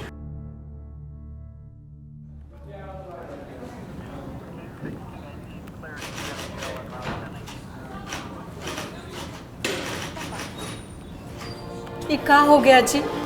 पुलिस वाले कह रहे हैं कि ये सामूहिक बलात्कार का मामला है, और वो टीवी वाले भी चिल्ला चिल्ला कर यही सब बता रहे हैं। सब झूठ है लम्बो, चाहे पुलिस वाले कुछ भी कहें या ये टीवी वाले कुछ भी कहें, पर हमने कुछ नहीं किया है, हम बेकसूर हैं। वही तो, हम 10 साल से आपके साथ हैं, आँख मूंद कर विश्वास करते हैं। क्या हो गया जी? पूजा को ऐसे नहीं बोलना चाहिए था। हम तो मदद करना चाहते थे उसकी परेशान देखकर। अब कोई हम पे बलात्कार का इल्जाम लगाएगा तो हम मान थोड़ी ना लेंगे, और जब हमने रेप किया ही नहीं है ना तो कुछ भी साबित नहीं हो सकता। हमारा विश्वास करो।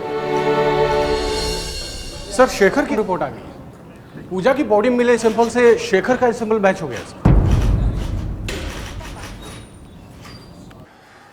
चार्जशीट फाइल हुई, केस चला और सारे सबूत शेखर के खिलाफ पेश हुए। पुलिस हैरान हो रही थी कि यह शेखर कैसा इंसान है।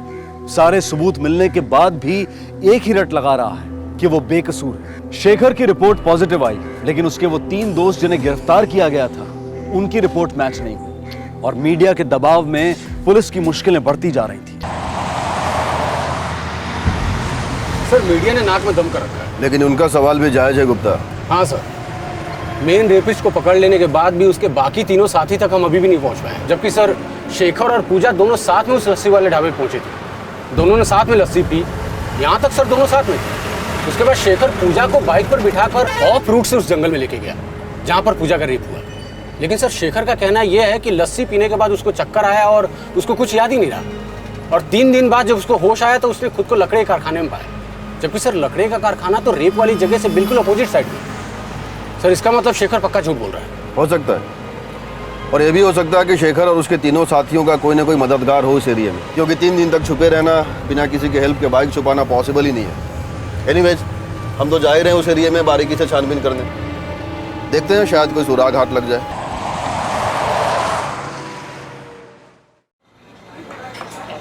पूजा और शेखर ने लस्सी यहाँ पी थी। यहाँ से हम दोनों 2 डायरेक्शन में जाएंगे। मैं जाऊँगा इधर क्राइम स्पॉट की ओर और तुम जाओगे इधर, क्योंकि शेखर ने इधर ही खुद को होश में आने के बाद पड़ा हुआ पाया था। ओके सर, तुम दोनों मेरे साथ आओ। चलो।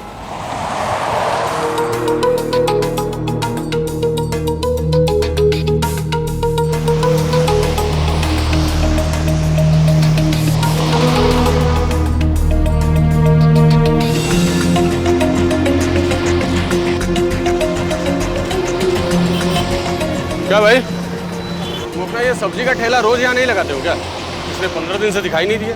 साहब बहुत चोट आ गया था, यही माने 10-15 दिन आए नहीं हम। अच्छा, 15 दिन पहले मंगलवार को कुछ गड़बड़ हुआ था क्या? 3 बदमाश को ढूंढ रहे हैं। गड़बड़? हाँ साहब, बहुत बड़ा गड़बड़ हुआ था। देख नहीं रहे, सब तुड़ा फुड़ा के बैठे हैं, सब पी पाक के गाड़ी चलाते हैं। अब उस सफेद वाली वैन को देख लो।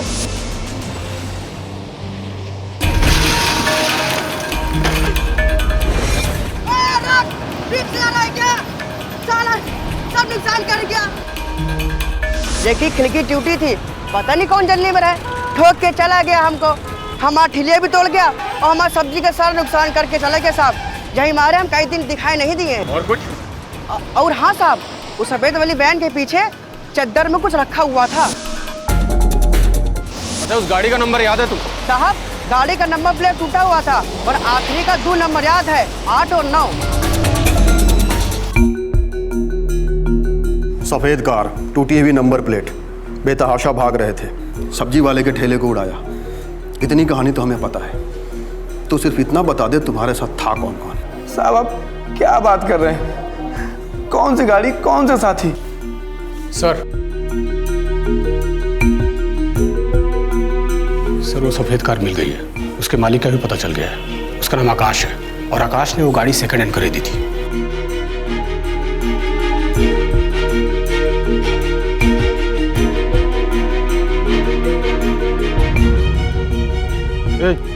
ये गाड़ी किसका है?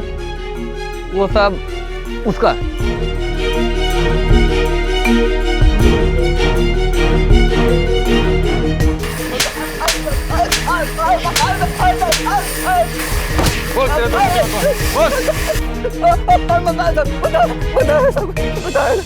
सब उनका नाम है साहब, करण और श्रीकांत साहब, सब 4 बाबू छुपे हैं साहब। श्रीकांत का जिस प्लान से किया हुआ था, हम तो बस बहकावे में आ गए थे साहब। लेके चलो इसे।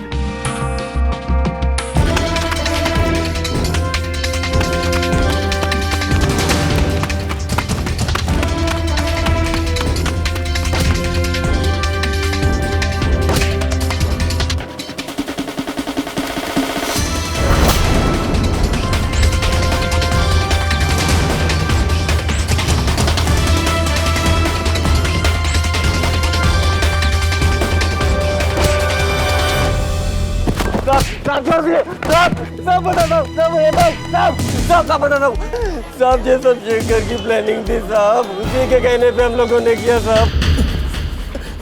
तुम्हारे तीनों साथी अपना गुनाह कबूल कर चुके हैं। अब यह साफ हो गया है कि तुम चारों ने मिलकर ही रेप किया था।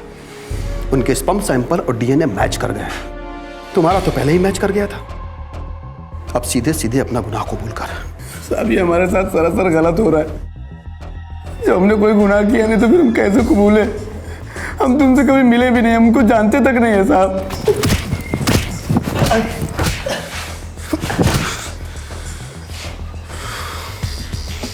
मुझे उन तीनों रेपिस्ट का कॉल रिकॉर्ड चाहिए। सर एक बहुत ही अजीब बात पता चली है।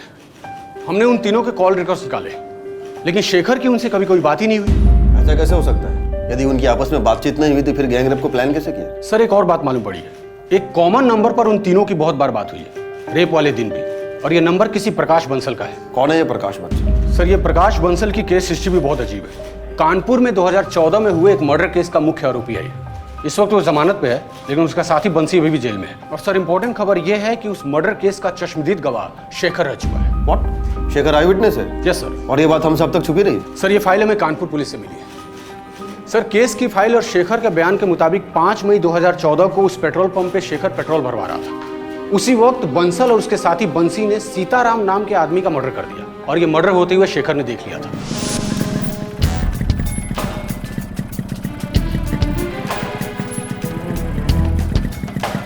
अरे भैया कौन है?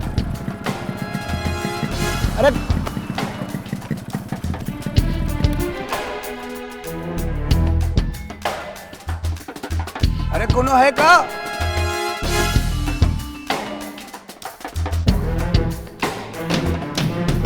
भाई जी अम्मा कसम गलती हो गई, आइंदा कभी नहीं करेगा भाई जी। भाई जी नहीं करेगा भाई जी।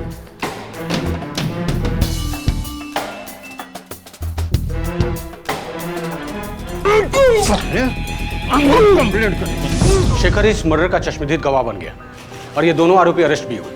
लेकिन सर बाद में बंसल जमानत पर रिहा हो गया। सर हमने जब बंसल के कॉल रिकॉर्ड्स निकाले तो ये मालूम पड़ा कि बंसल और पूजा पिछले 5 महीने से टच में है, जबकि शेखर और पूजा सर 4 महीने से टच में है। मामला अब समझ में आ रहा है। उन 3 लोगों को जो हमने पकड़ा है ना, चलो उनकी खातिरदारी करते हैं। सर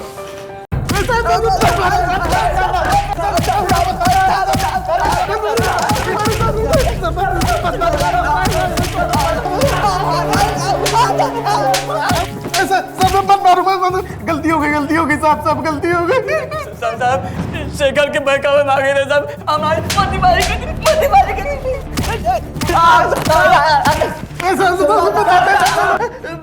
मारिए मत साहब, मारिए उसे, बता दे सब कुछ सच बताते साहब।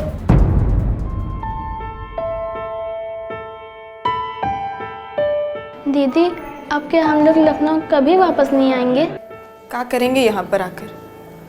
सब कुछ तो लूट लिया इस लखनऊ ने, हंसी खुशी सुख चैन इज्जत सब कुछ। लेकिन हम मुंबई जाएंगे तो रहेंगे कहाँ? काम क्या करोगी आप? हमको वहाँ पर एक काम मिल गया है।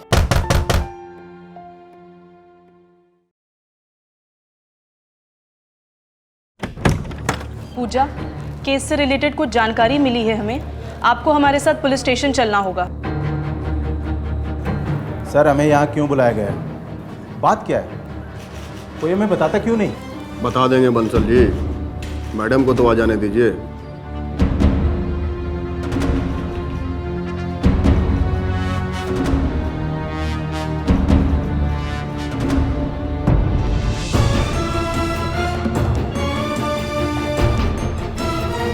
बैठो।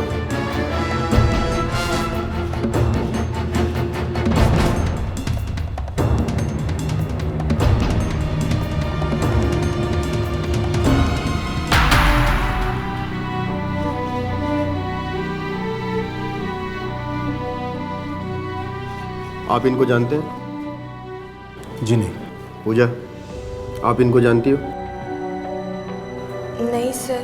सर ये दोनों तो एक दूसरे को बिल्कुल नहीं जानते। लेकिन हम कुछ जानते हैं। ये रहे आपके कॉल रिकॉर्ड्स और ये रहे आपके कॉल रिकॉर्ड्स। आप दोनों पिछले 5 महीने से एक दूसरे से लगातार बातचीत कर रहे थे। इतना ही नहीं, वे तीनों लड़के जिनके स्पर्म सैंपल पूजा की रिपोर्ट से मैच हुए हैं, आप उनसे पिछले 4 महीने से टच में हो। और ये है हमारे लिए हुकुम का इक्का, आपके कानपुर मर्डर केस की हिस्ट्री फाइल। वही सीताराम मर्डर केस। इस केस में शेखर, जी हाँ वही शेखर जिसने पूजा के बयान के हिसाब से पूजा के साथ बलात्कार किया है, इस केस में आई विटनेस है। और ये क्या है पता है? Blank paper. इसमें अभी तक हमने कुछ भी नहीं लिखा है, क्योंकि इसमें अब हम वो सच लिखेंगे जो तुम हमें बताओगे और अभी बताओगे। बको।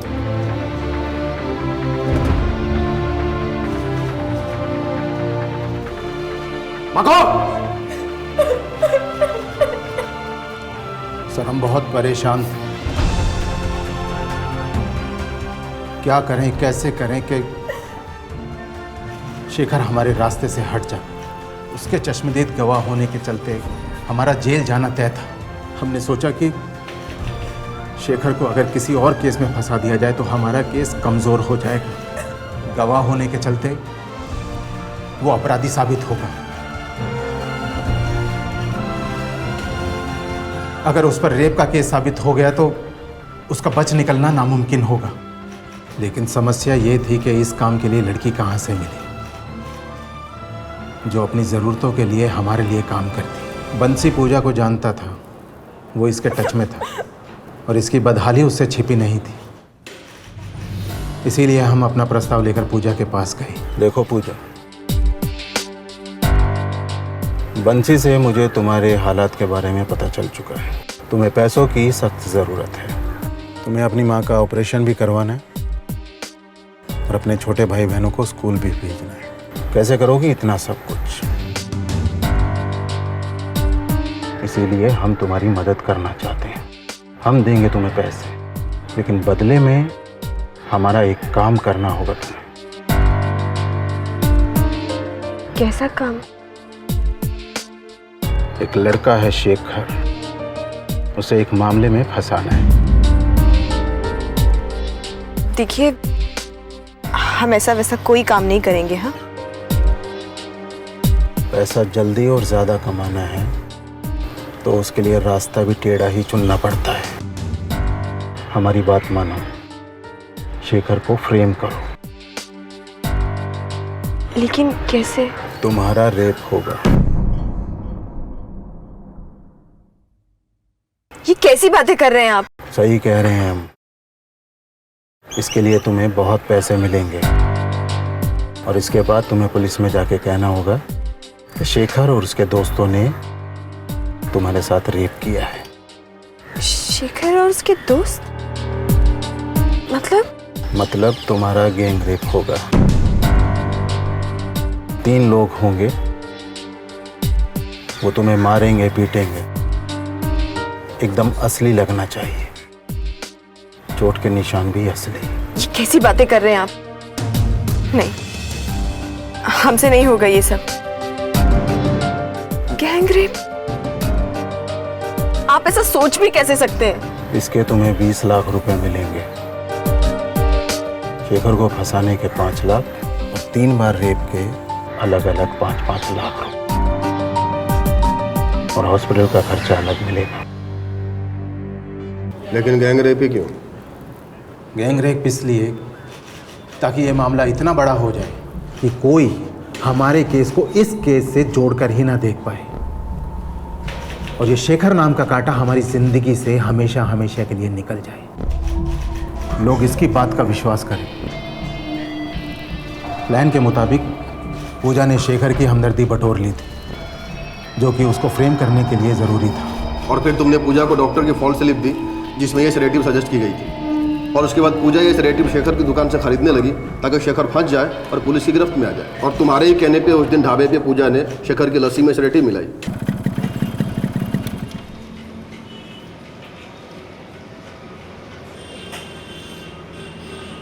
भैया 2 लस्सी देना।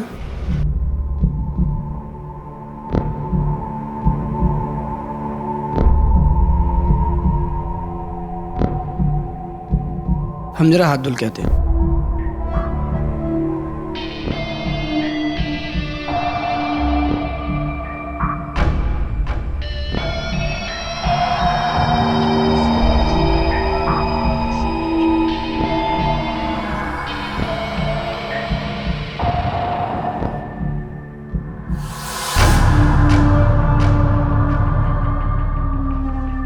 जब शेखर बेहोश हो गया तो हमारे कुछ आदमियों ने उसे एक चादर में लपेटा और सफ़ेद कार में डाल दिया।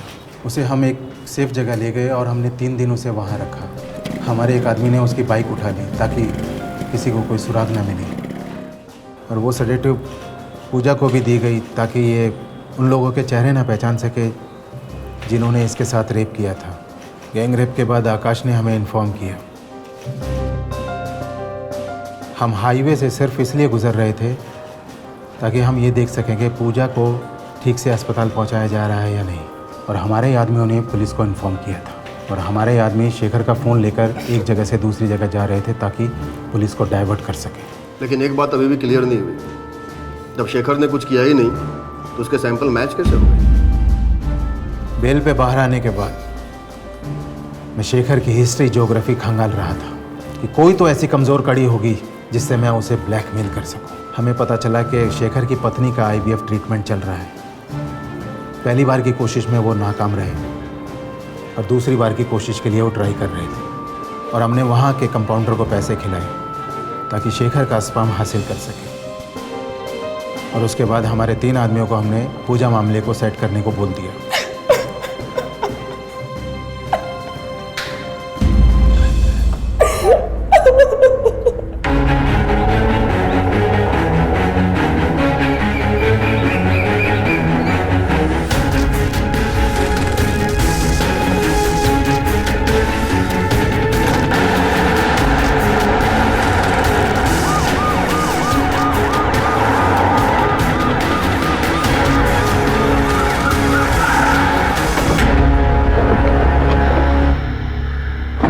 सर ये वो जगह है जहाँ में जली हुई लाश मिली।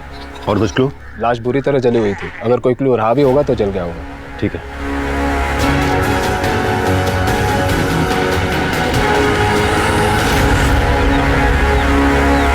हमारे बदलते वक्त की सबसे बड़ी त्रासदी ये है कि जुर्म अब हमें चौंकाता नहीं। बंदूक की नोक पर हुई लूट, चाकू से गोद कर किसी की हत्या और अकेले देखकर किसी लड़की का बलात्कार। सुबह चाय की चुस्कियों के साथ अखबार की ये सुर्खियां हम रोज पीते हैं, इस यकीन के साथ कि हमारे साथ ऐसा कभी कुछ नहीं होगा।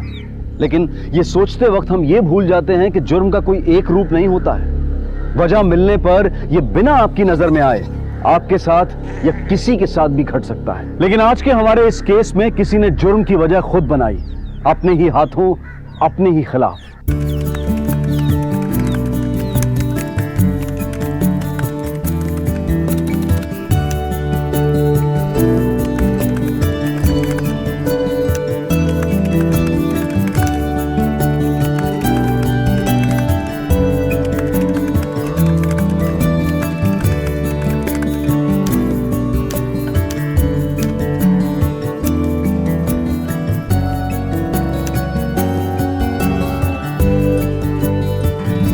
ये देखिए, बॉडी लगभग 60% जल चुकी थी, इसलिए इस पर किसी तरीके का मार्क या निशान मौजूद नहीं है जिससे बॉडी की शिनाख्त हो पाए। पोस्टमार्टम से हमें सिर्फ इतना पता चला है कि ये बॉडी किसी पुरुष की है और उसकी उम्र 45 से 48 साल के बीच में होगी। मर्डर किस चीज से हुआ है? किसी भारी चीज से, जैसे लकड़ी का कोई मोटा डंडा या फिर लोहे की रॉड से कई बार वार करके मारा गया और उसके बाद बॉडी पर डीजल डालकर उसे जला दिया गया। सर, पोस्टमार्टम के दौरान एक बात और सामने आई है कि मरने वाले के हिप में एक आर्टिफिशियल हिप जॉइंट था। बेसिकली ओरिजिनल हिप जॉइंट जब फ्रैक्चर होता है तो उसके बदले मेटल का हिप जॉइंट डालकर हम रिप्लेस कर देते हैं। मतलब जो हिप जॉइंट का सीरियल नंबर है उससे हमें हॉस्पिटल का और हॉस्पिटल से इस आदमी का पता चल सकता है। बिल्कुल।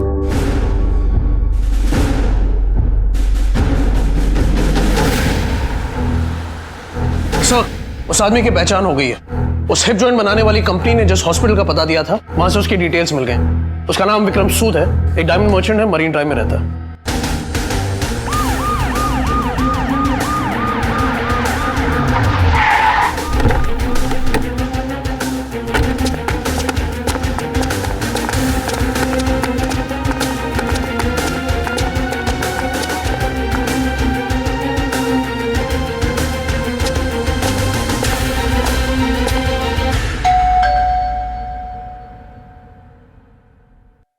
पता था मुझे एक दिन यही होने वाला है। बहुत समझाया इन्हें लेकिन ये नहीं माने। आपको पता था? मतलब उनकी किसी से कोई दुश्मनी थी? उनकी किसी से कोई दुश्मनी नहीं थी, वो अपने ही खुद के सबसे बड़े दुश्मन थे। मतलब ये कि उनका बिहेवियर और उनकी लाइफस्टाइल दोनों अपनी उम्र के लोगों के जैसी नहीं थी। इस उम्र में भी अपनी आदतों को छोड़ना नहीं चाहते थे। वो यंग लड़कियों में अभी भी इंटरेस्ट था उनका। हमें उनका कमरा देखना है और उनकी एक फोटोग्राफ भी चाहिए होगी हमें। हमारा एक और फ्लैट है इसी बिल्डिंग में 8th फ्लोर पर, डैड मोस्टली वहीं रहा करते थे, पर हमें वहाँ जाने की परमिशन नहीं थी। चलिए वो कमरा दिखाइए, आइए।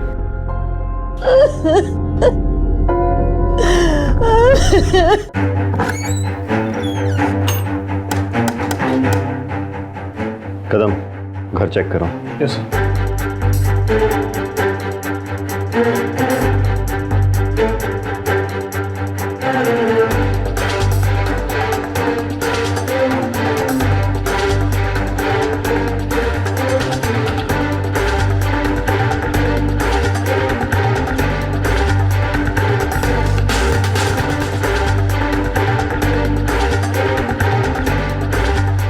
सर।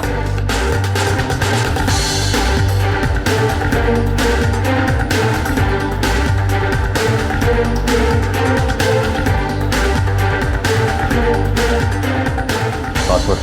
सर मैंने आपको पहले ही कहा था कि हमें आने की परमिशन नहीं है। हमें ये सारा सामान सीज करना होगा। जैसा कि उसके बेटे ने कहा, उम्मीद तो यंग लड़की की लगती है सर। कदम, लैपटॉप से हमें बहुत सारे क्लू मिल सकते हैं। काम करो, उसका लैपटॉप साइबर सेल भेजो और मोबाइल के सारे कॉल रिकॉर्ड्स मंगवाओ। Okay sir.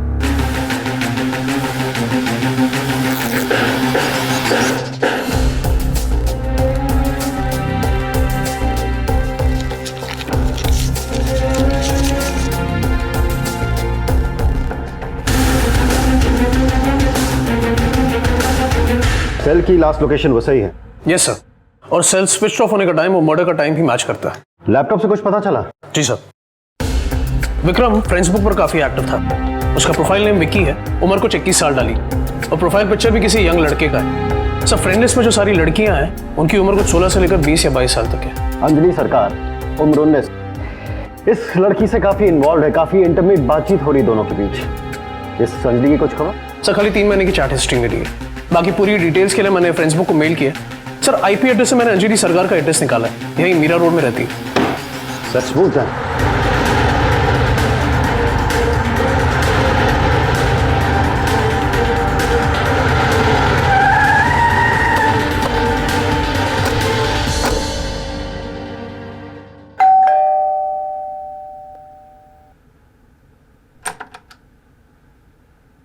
जी, हमें एक मर्डर के सिलसिले में अंजलि सरकार से बात करनी, उसे बुलाइए। मैं ही हूँ अंजलि सरकार, कहिए। आप अंजलि सरकार? नहीं सर, मैं इस आदमी को नहीं जानती। और सर, ये कोई और अंजलि सरकार भी तो हो सकती है ना? बिल्कुल हो सकती है, लेकिन इसका और आपका आईपी एड्रेस सेम नहीं हो सकता। इंटरनेट के जिस कनेक्शन के थ्रू इस अंजलि सरकार और विक्रम की चैटिंग हुआ करती थी वो अनफॉर्चुनेटली आपके नाम पर है। कदम, हमें इस अंजलि सरकार की तलाश है। सर ये तो रिया है सर, मेरी बेटी है ये। आपकी बेटी रिया? जी। कहाँ है, बुलाइए उसने। मैं नहीं जानती हूँ सर। 2 दिन पहले मुझसे नाराज होकर कहीं चली गई है। मतलब आपकी बेटी भी उस दिन से गायब है जिस दिन से ये मर्डर हुआ? सर ये आप क्या कह रहे हैं? मेरी बेटी रिया है। हमें उसका कमरा देखना है। कदम चेक करो। हमें रिया और आपका लैपटॉप चाहिए। जी सर, मेरे पास कोई लैपटॉप नहीं है सर, मुझे तो यूज करना तक नहीं आता। रिया के पास है, लेकिन वो शायद लेके गई है। शायद मतलब? जब वो गई तब मैं घर पे नहीं थी, ऑफिस में थी। सर कुछ भी नहीं मिला। देखिए, अगर आपको उसका कोई कांटेक्ट या कोई इन्फॉर्मेशन मिलती है तो तुरंत पुलिस से संपर्क करिए। की बातों से तो ये लग रहा है कि ये कुछ नहीं जानती, लेकिन इसके बेटी के इस तरह बिना बताए चले जाने की बात को समझ में नहीं आई। पता करो और साथ ही इस माँ बेटी और विक्रम का बैकग्राउंड चेक करो। Okay sir.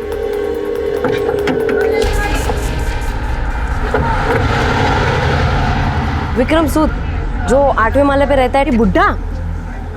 Vikram was a sex maniac, हमेशा यंग लड़कियों पर ही नजर रहती थी उसकी। ये हमारी काफी क्लोज फ्रेंड है। She is a cool girl, shorted type, but थोड़ी मूडी है। अब देखिए ना, पता नहीं अचानक कहाँ गायब होगी। नो, अंजलि को कंप्यूटर ऑपरेट करना नहीं आता, इसलिए हमारे ऑफिस की एक बैक जॉब के लिए उसका प्रमोशन नहीं हो सका। बॉयफ्रेंड? सर एक फ्रेंड है उसका, बॉबी। रिया उसके साथ काफी टाइम स्पेंड करती है और वो उसके घर भी आता जाता है। शायद वो उसका बॉयफ्रेंड हो। कहाँ रहता है, कोई आइडिया? नो सर, वो तो आइडिया नहीं है, बट शायद उसके अंकल को पता हो। रिया उनसे सारी बातें शेयर करती है। ये सर, यही है। पुलिस को मुंबई के उपनगर वसई के जंगल से मरीन लाइंस में रहने वाले एक डायमंड एक्सपोर्टर विक्रम सूद की जली हुई लाश मिली थी। विक्रम एक जवान लड़के का फेक प्रोफाइल बनाकर कम उम्र की लड़कियों के साथ चैट किया करता था, जिनमें से एक 17 साल की लड़की अंजलि सरकार के साथ वो कुछ ज्यादा ही करीब था। अंजलि की फोटो पुलिस को उसके प्रोफाइल से मिली और आईपी एड्रेस को ट्रैक करते हुए पुलिस ने अंजलि का पता ढूंढ निकाला। लेकिन जब पुलिस उस पते पर पहुंची तो मामला सुलझने की बजाय उलझता गया, क्योंकि जिस अंजलि को वो 17 साल की लड़की समझ रहे थे वो एक 35-36 साल की महिला निकली। प्रोफाइल में सिर्फ अंजलि का नाम इस्तेमाल किया गया था और प्रोफाइल पिक्चर में उसकी बेटी की तस्वीर का। तो फिर विक्रम के साथ कौन चैट किया करता था? तो किसने बनाया था ये फेक प्रोफाइल? अंजलि की बेटी रिया सरकार ने, या फिर कोई और था जो अपनी पहचान छुपाकर ये खेल खेल रहा था? और क्या चैटिंग का यही खेल विक्रम की हत्या की वजह बना? सर, तीनों का बैकग्राउंड चेक कर लिया। 2 इंपॉर्टेंट इन्फॉर्मेशन मिली है। एक तो ये कि अंजलि के ऑफिस के मैनेजर का कहना है कि उसे कंप्यूटर ऑपरेट नहीं करना आता, और दूसरा एक लड़के का नाम आया बॉबी, जो शायद रिया का बॉयफ्रेंड भी हो सकता है। और कुछ? हाँ सर, अंजलि की पर्सनल इन्फॉर्मेशन मिली। उसकी लव मैरिज हुई थी और लड़के के माता पिता उसे एक्सेप्ट नहीं कर रहे थे, तो वो लोग मुंबई आकर रहने लगे।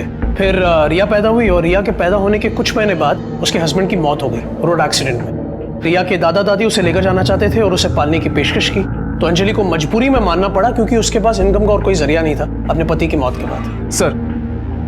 सर विक्रम सूद के कॉल लिस्ट से मिले उन दोनों नंबर्स के रिकॉर्ड्स मिल गए हैं। सर, इसमें से पहला नंबर रिया सरकार के नाम पर है, जिस पर एग्जैक्टली 3 महीनों से बातचीत हो रही है, और दूसरा नंबर 5-6 महीने पहले एक्टिवेट हुआ था, जो खुद विक्रम सूद के नाम पर रजिस्टर्ड है, और इसका बिल भी विक्रम सूद के बैंक अकाउंट से डिडक्ट होता आ रहा है। इसके अलावा सर, इन दोनों सेल फोन की लास्ट लोकेशन वसई है, वही जो विक्रम सूद के मोबाइल की थी। कदम, इससे एक बात तो साबित हो जाती है कि विक्रम के कत्ल में इस लड़की रिया का कोई ना कोई कनेक्शन तो जरूर है, और यह भी हो सकता है कि इस पूरे मामले में कोई तीसरा भी इन्वॉल्व हो, वो आदमी जिसे विक्रम ने अपने नाम पे मोबाइल लेकर दिया, और जब कत्ल हुआ तो ये तीनों लोग एक ही एरिया में थे। हो सकता है साथ साथ या फिर अलग अलग। तो तीसरा आदमी अगर बॉबी है, हमने अंजलि से तो बॉबी के बारे में कुछ पूछा ही नहीं। कदम, अंजलि से बात करके कोई फायदा नहीं, क्योंकि जिस माँ को घर रहते ये नहीं पता कि उसकी बेटी दरवाजा बंद करके क्या कर रही है, तो उसे उसके बॉयफ्रेंड के बारे में नहीं पता होगा। वैसे कदम, हमने कोलकाता पुलिस को इन्फॉर्म किया था कि वो रिया के दादा दादी से बात करें, वहां से कुछ खबर आई क्या? जी सर, उनसे अपडेट तो आया। दादा दादी को रिया ने कांटेक्ट नहीं किया। इनफैक्ट उसके दादा को हार्ट अटैक आया तो वो हॉस्पिटलाइज थे, इसलिए वो आ नहीं पाए, पर काफी परेशान थे ये लोग रिया के। यानी रिया का गायब होना और अंजलि के मैनेजर का ये बताना कि उसे कंप्यूटर चलाना नहीं आता, इससे एक बात तो साबित हो जाती है कि रिया ने ही फेक प्रोफाइल बनाई है और चैटिंग की है। और रिया तक पहुंचने के लिए हमें बॉबी तक पहुंचना बहुत जरूरी है।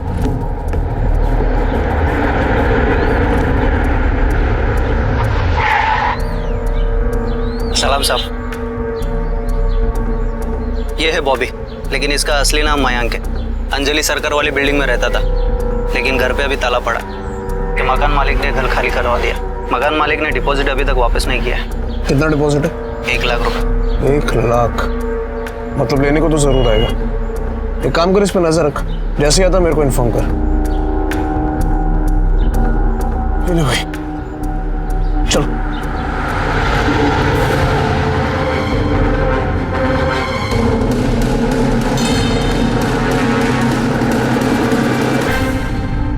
तो अब तक की जांच के बाद कहानी कुछ यूं बनती है कदम, कि विक्रम और रिया एक दूसरे से फेक प्रोफाइल के थ्रू चैट किया करते थे, फिर फोन पे बातें होने लगी और फिर मिले भी। रिया ने विक्रम की एज को नजरअंदाज करते हुए उसे एक्सेप्ट भी कर लिया, हो सकता है पैसों की वजह से। और कदम, यहां पर एंट्री होती है रिया के बॉयफ्रेंड बॉबी की, जो रातों रात अपना घर खाली करके फरार हो गया। राइट कदम, ये बॉबी तीसरा शख्स हो सकता है जो उस मर्डर वाली रात विक्रम और रिया के साथ वसई में था। और यह भी हो सकता है कि बॉबी को विक्रम और रिया के रिलेशनशिप के बारे में पता था, उसे गुस्सा आया और उसने गुस्से में इन दोनों का कत्ल कर दिया।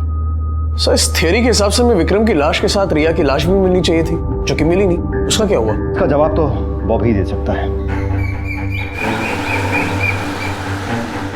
सर, फेसबुक से अंजलि और विक्रम की कंप्लीट चैट हिस्ट्री आ गई है। अंजलि की प्रोफाइल से विक्रम को एक अकाउंट नंबर भेजा गया, जिसमें विक्रम ने कई बार कैश ट्रांसफर किया थ्रू नेट बैंकिंग। मैंने साइबर सेल से कहा है वो हमें अकाउंट नंबर भेज रहे हैं। हाँ, तो कदम, बैंक से इस अकाउंट और ट्रांजैक्शन की डिटेल्स निकलवाओ। आई एम श्योर ये उसी लड़की का नाम होगा जो विक्रम से चैट किया करती थी। प्रोफाइल फेक हो सकता है, लेकिन बैंक अकाउंट कभी नहीं। कुसुम अटलरी, बैंगलोर। Are you sure? जी हाँ सर, ये अकाउंट कुसुम अटलरी के नाम पे ही है। और हमारी बैंगलोर ब्रांच का अकाउंट है। जिन एटीएम से पैसे निकाले गए उनमें से कुछ आपके बैंक के भी हैं, उनकी सीसीटीवी फुटेज चाहिए मुझे। बिल्कुल मिल जाएगी सर।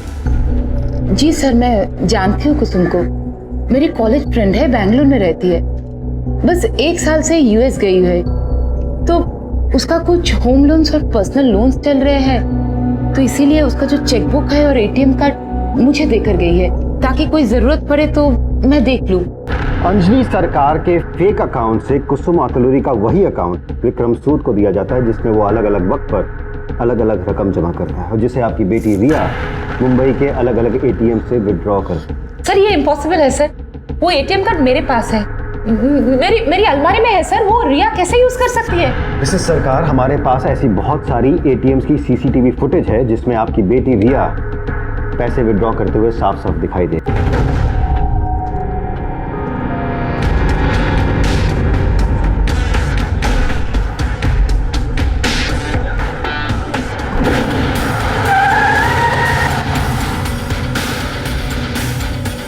कहीं भाग रहे थे, फिर हमसे मिलना नहीं चाहते थे बॉबी?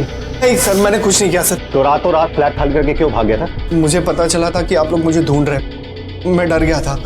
मुझे लगा जरूर आप लोगों को मेरे और रिया के मॉम के बारे में पता चल गया होगा। क्या पता चल गया होगा? सर, मेरे और अंजलि के बीच में रिलेशंस थे। मैं रिया का नहीं, अंजलि का बॉयफ्रेंड था।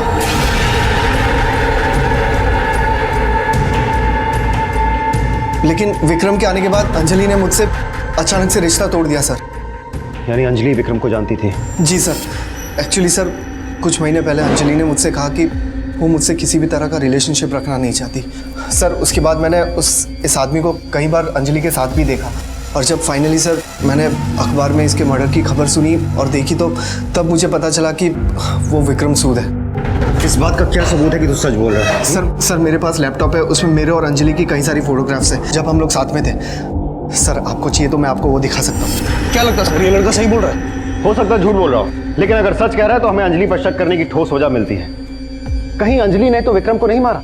ये भी हो सकता है कि अंजलि ने विक्रम और रिया दोनों को ही मारा, लेकिन अगर रिया जिंदा है तो अंजलि को जरूर पता होगा। हाँ, लेकिन वो तो लगातार मना कर रही है, हम पता कैसे लगाएंगे?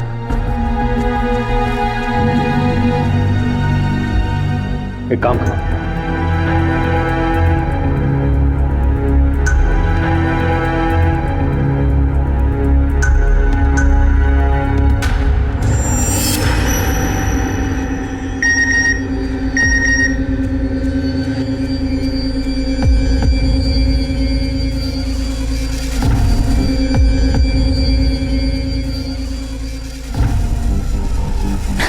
रिया, ये क्या बचपना है? मैंने कहा था ना तुम्हें कि मुझे कांटेक्ट मत करना। सब इंस्पेक्टर कदम बोल रहा हूँ, दरवाजा खोलिए।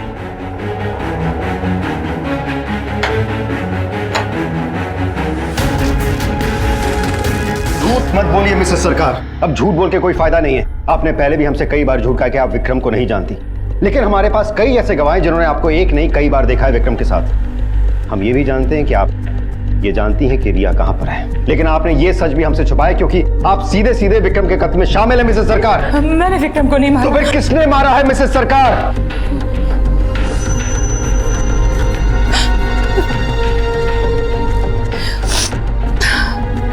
विक्रम को रिया ने मारा सर। मैं जानती थी रिया विकी नाम के एक 24 साल के लड़के के साथ चैट करती है। फिर एक दिन रिया से मिलने विकी हमारे घर आए और उसे देखकर रिया और मेरे हम दोनों की होश उड़ गए। रिया, हाय, आप कौन? हम विकी, विक्रम सूद।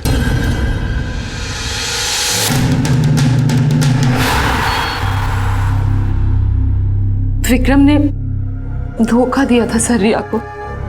फिर मुझे लगा कि ये बात खत्म हो गई है, लेकिन एक दिन ऑफिस से हाफ डे लेकर जब मैं घर लौटी तो देखा विक्रम था रिया के साथ।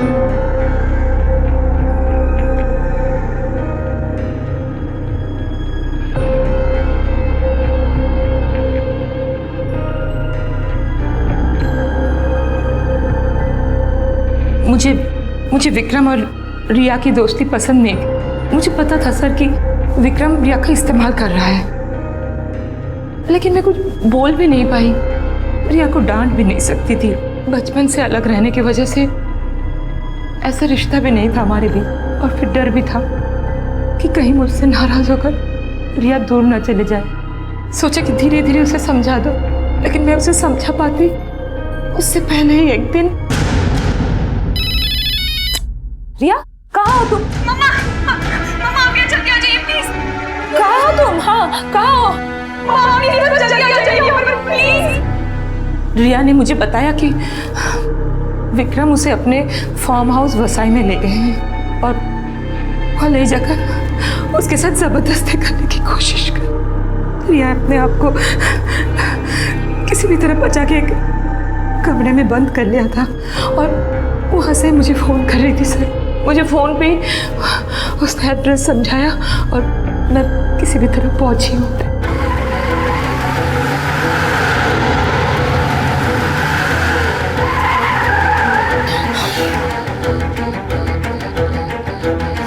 रिया, विक्रम, रिया, विक्रम, रिया, रिया, विक्रम, रिया। उन दोनों को ढूंढते हुए जब मैं फार्म हाउस के पीछे वाले जंगल में पहुंची तो वहाँ पे विक्रम की लाश पड़ी हुई थी। मिस्टर सरकार, हमें उस फार्म हाउस और रिया का एड्रेस चाहिए। एक माँ खुद अपनी ही बेटी के कातिल होने की गवाही दे रही थी। शक की जो सुई रिया से घूमकर अंजलि की तरफ आई थी, अब अंजलि की गवाही के बाद वो वापस रिया की तरफ घूम गई थी। तो क्या अंजलि सच कह रही? क्या रिया ही विक्रम सूद की असली कातिल थी? पुलिस और कानून सिर्फ सबूतों की भाषा सुनते, समझते और बोलते हैं, और इस केस में अब तक जितने भी सबूत मिले थे वो सारे रिया के खिलाफ थे। तो क्या कत्ल का यह मामला सुलझ चुका था, या फिर इस केस में अब भी कोई और मोड़ आना बाकी था?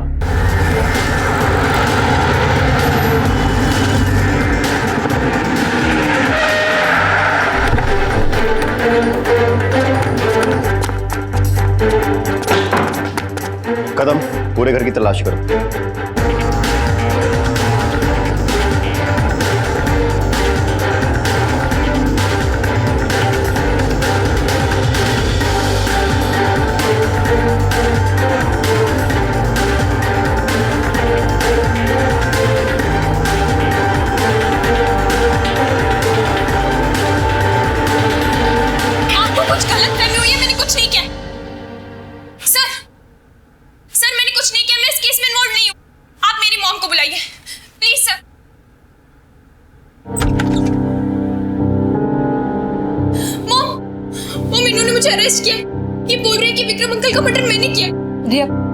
रिया, सच्चाई छिपाने से कोई फायदा नहीं।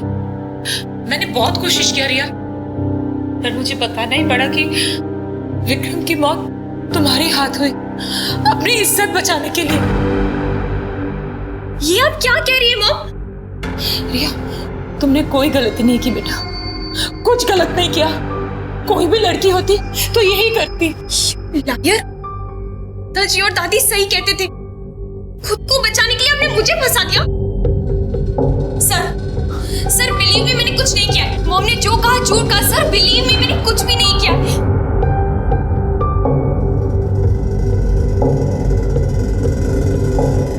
माँ और उसकी औलाद का रिश्ता इस दुनिया का सबसे मजबूत रिश्ता होता है, और अगर वो औलाद एक बेटी हो तो उस रिश्ते की मजबूती और उसकी पवित्रता और बढ़ जाती है। और यहाँ एक तरफ एक माँ थी जो अपनी बेटी को गुनहगार ठहरा रही थी, और बेटी का यह कहना था कि खून उसकी माँ ने किया है, उसने नहीं। कौन सच बोल रहा था और कौन झूठ, इसका पता लगाना मुश्किल हो रहा था। लेकिन अब तक मिले सारे सबूत रिया को गुनहगार साबित कर रहे थे, और अंजलि के खिलाफ अब तक कोई सबूत नहीं मिला था। तो फिर वो कौन था जो न सिर्फ कानून को धोखा दे रहा था, बल्कि इस पवित्र रिश्ते को भी शर्मसार कर रहा था? ये देखिए सर, ऐसी और भी पिक्स है। इससे ये प्रूव हो जाएगा कि ये मेरी गर्लफ्रेंड थी। सर, मैं झूठ नहीं बोल रहा हूँ।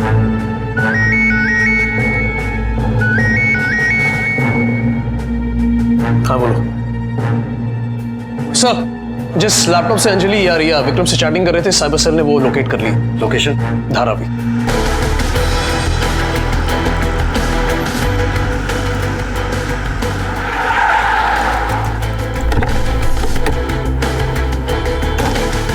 कोई लैपटॉप है यहाँ? जी साहब। हिंदी समझ में नहीं आती। कोई लैपटॉप है कि नहीं तेरे पास? हाँ, एक लैपटॉप हमने चोर बाजार से खरीदा है साहब, हमारे बेटे के लिए 1500 रुपये देकर। लेकर आओ। अरे भाई राजू, वो लैपटॉप लाना तो।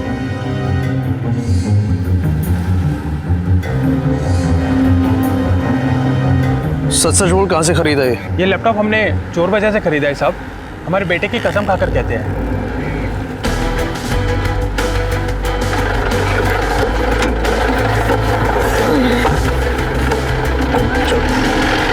क्या? Okay thanks sir. जो लैपटॉप हमें मिला है वो अंजलि के नाम पे। गुड।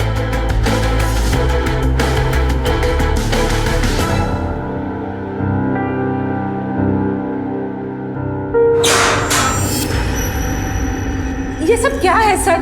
ये यहाँ पे क्यों रखा है आप लोगों ने? मैंने सब कुछ तो बता दिया, फिर भी क्यों? क्योंकि हमें लगता है जो सच आपने हमसे कहा था वो पूरा सच नहीं है मिसेज अंजलि सरकार। ये क्या कह रहे हैं सर? मैंने सब सच कहा है आपसे। सच नहीं कहा मिसेज सरकार, आपके हर झूठ का सबूत है हमारे पास। कैसा सबूत? अभी पता चल जाएगा। कुलकर्णी।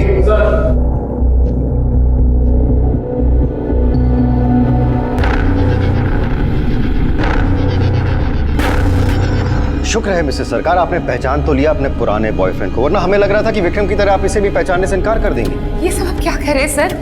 ये लड़का मेरा बॉयफ्रेंड कैसे हो सकता है? इसे तो मैं जानती तक नहीं। कुलकर्णी,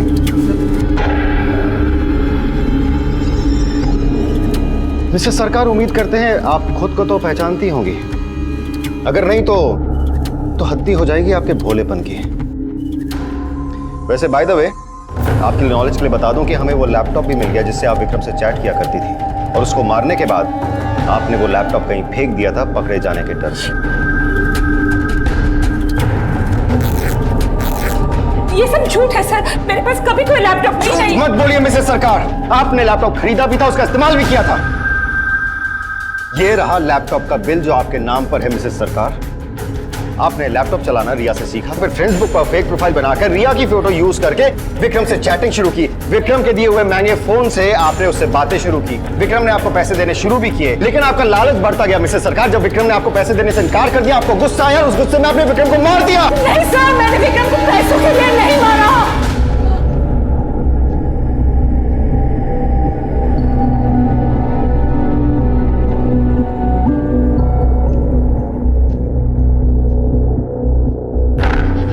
हाँ, मैं मानती हूँ, मैंने ही मारा विक्रम को। मैंने ही फेसबुक पे फेक प्रोफाइल खोला। पर सर, ऐसा कुछ करने की प्लानिंग नहीं थी मेरी।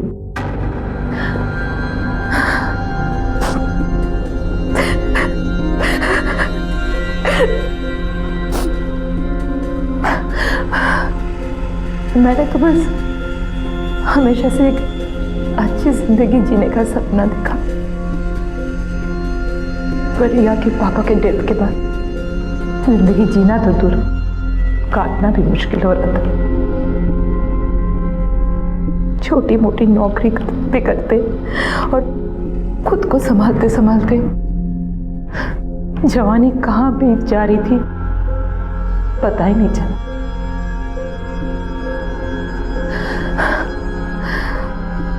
मेरी उम्र और फ्रस्ट्रेशन दोनों बढ़ती जा रही थी। सिर्फ बॉबी नहीं सर, उससे पहले भी कई लोग आए मेरी जिंदगी में और चले गए।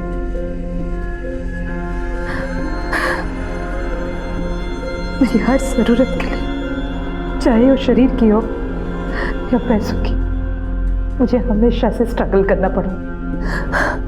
और इसी के बीच रिया आई कोलकाता से। उसी के थ्रू मुझे पता चला फेसबुक क्या है। उसने सिखाया कैसे फेसबुक पे अपना प्रोफाइल बनाया जाता है और कैसे नए नए लोगों से दोस्ती किया जाता है। मेरे सामने तो जैसे पूरी नई दुनिया खुल गई सर। हाँ, मैंने फेसबुक पर अपना प्रोफाइल बनाया और उस पर रिया की पिक्चर लगाया, क्योंकि क्योंकि वो यंग थी और सुंदर भी। मैं सारे लड़कों को फ्रेंड रिक्वेस्ट भेजती थी और रिया की फोटो देख के वो लोग एक्सेप्ट भी कर लेते थे। और वही मुझे विक्रम मिला।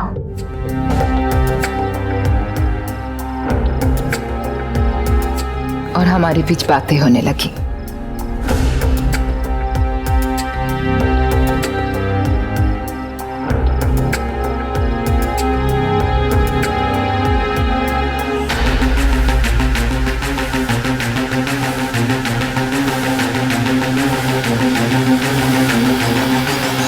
विक्रम मुझसे बात करना चाहता था, लेकिन मुझे डर था कि कहीं मेरी आवाज़ से उसे मेरी उम्र का पता ना चल जाए, तो इसलिए उसे टालने के लिए मैंने कह दिया कि मेरे पास कोई मोबाइल नहीं है। उसने मुझसे मेरा एड्रेस मांगा और फिर एक महंगा मोबाइल फ़ोन भेज दिया, वो भी एक पोस्टपेड कार्ड के साथ। और फिर हमने पहली बार एक दूसरे से बात की। हाँ, मुझे भी बहुत अच्छा लग रहा है तुमसे बात करके, लेकिन तुम्हारी आवाज़ ना किसी एडल्ट आदमी की जैसी लग रही है ना। हाँ, वो क्या है ना, मुझे एडल्ट बातें करने का बहुत शौक है, इसलिए एडल्ट बातें करते करते मेरी आवाज भी बिल्कुल वैसी हो गई है।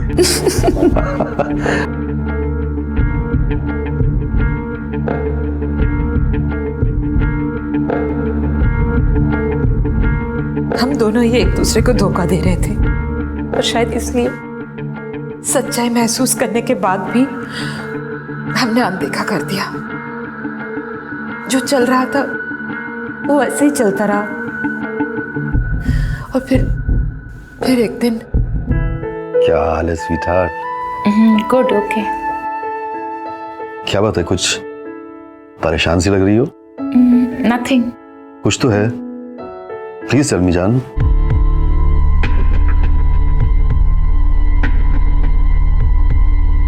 मैंने विक्रम को बताया कि मुझे 10,000 रुपयों की सख्त जरूरत है, तो वो हंसने लगा, जैसे 10,000 रुपये उसके लिए कोई मायने ही न रखते हो। मुझसे मेरा अकाउंट नंबर मांगा, तो मैंने मेरी फ्रेंड कुसुम का अकाउंट नंबर दे। ये मेरे एक फ्रेंड का अकाउंट है, कुसुम अटुलरी। मेरा कोई अकाउंट नहीं है, पर तुम इसमें पैसे डालोगे ना तो मुझे मिल जाएगा। Just give me 10 minutes, हाँ? और थोड़ी ही देर बाद विक्रम ने मुझे बताया कि उसने मेरे उस अकाउंट में पैसे डिपॉजिट कर दिए हैं। मैं जब भी पैसे मांगती थी, विक्रम उसी अकाउंट में जमा कर दिया करता था। और तुम उन पैसों से अपनी ज़रूरतें और अपना शौक पूरा किया करती थी। पर एटीएम फुटेज में तो रिया दिखाई दे रही। क्योंकि मैं ऑफिस जाती थी सर, ऑफिस की बस से, और बस को बीच में रुकवा कर एटीएम जाना पॉसिबल नहीं था। इसलिए तुम रिया को भेजती थी पैसे निकालने के लिए। तो उसके बाद क्या हुआ? विक्रम मुझसे मिलना चाहता था, और मैं नहीं चाहती थी कि मैं मिलूं, पर फिर मैंने सोचा कि एक 24 साल के लड़के को मैं वो सब कुछ दे सकती हूँ जो उसे चाहिए। मेरी उम्र जानने के बाद भी वो मुझसे दूर नहीं हो पाएगा। और फिर मैंने एक दिन उसे अपने घर बुला लिया।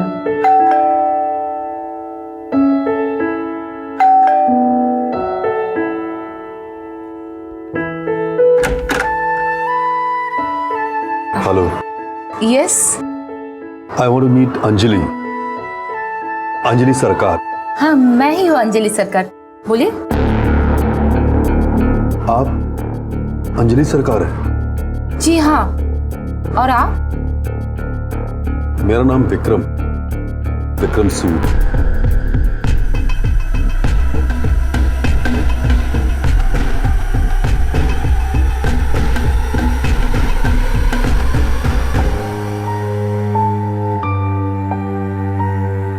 चाय लीजिए ना। लीजिए। नहीं थैंक्स, मैं चाय नहीं पीता। ओह, चाय नहीं पीते तो कॉफी? जी नहीं, आई थिंक मुझे चलना चाहिए। सुनिए ना, देखिए मैं क्या कह रही थी कि जो भी हुआ, जैसे भी हुआ, हम दोनों ने एक दूसरे से छुपाया कि हम फिर भी आप मुझे पसंद है। विक्रम अक्सर घर आया करता था, पर मैं नहीं चाहती थी कि वो रिया से मिले, क्योंकि फ्रेंड बुक प्रोफाइल पर रिया के फोटो देखने के बाद ही हमारे बीच ये दोस्ती शुरू हुई। मुझे डर था कि कहीं रिया से मिलने के बाद विक्रम मुझसे दूर ना हो जाए, तो इसलिए जब भी रिया कॉलेज जाती थी मैं तभी विक्रम को बुलाती थी। लेकिन एक दिन रिया कॉलेज से जल्दी आ गई।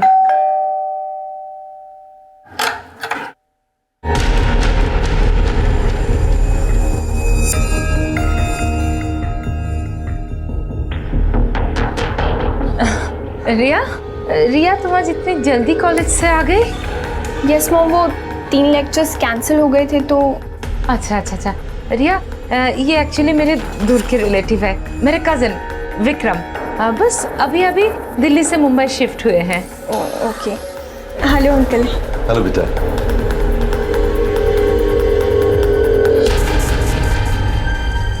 रिया तो विक्रम को अंकल ही मानती थी, ठीक वैसे ही देखती थी, लेकिन विक्रम के मन में कुछ और ही चल रहा था। और जिस बात का मुझे डर था ना, वही हुआ। विक्रम मुझसे दूर जा रहा था और रिया की तरफ खींचता जा रहा था।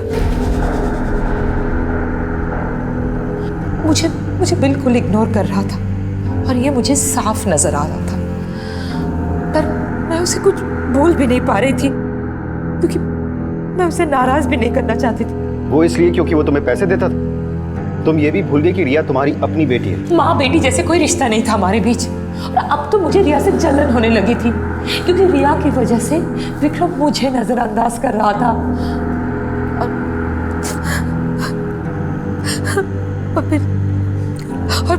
और फिर एक दिन विक्रम रिया को उसके फार्म हाउस बसाई लेके गया।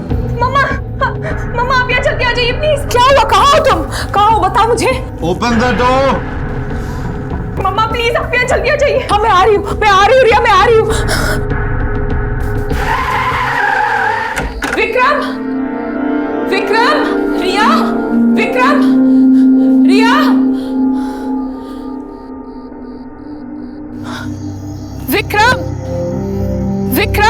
रिया, baby where are you? Vikram कहाँ हो तुम? रिया, मुझे ये गेम अच्छा नहीं लग रहा है, तुम बाहर आओ, हम एक नया गेम खेलेंगे, मैं सिखाऊंगा तुम्हें, ट्रस्ट मी। रिया। विक्रम कहाँ हो तुम? Baby where are you? Vikram. Riya. Vikram. टप्पा, मैंने पकड़ लिया। प्लीज उठो। मेरी बेटी के साथ।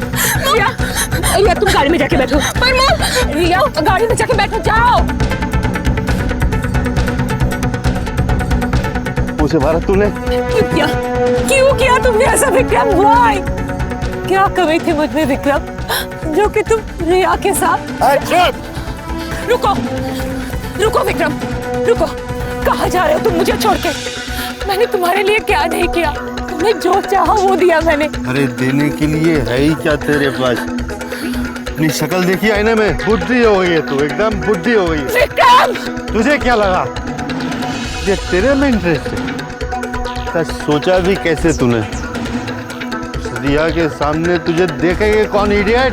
बहुत हो गया विक्रम। कितना भी चिल्ला ले, पर सच यही है कि कोई भी लड़का तुझे देख के तेरे साथ दोस्ती नहीं करता है, वो रिया की फोटो देखता है और तेरे साथ दोस्ती कर लेता है, और ये सच तू भी अच्छी तरह जानती है। हमने रिया के साथ जो कुछ भी किया, उससे ज्यादा तकलीफ मुझे इस बात की हो रही थी कि विक्रम ने मुझे छोड़कर रिया को चुना।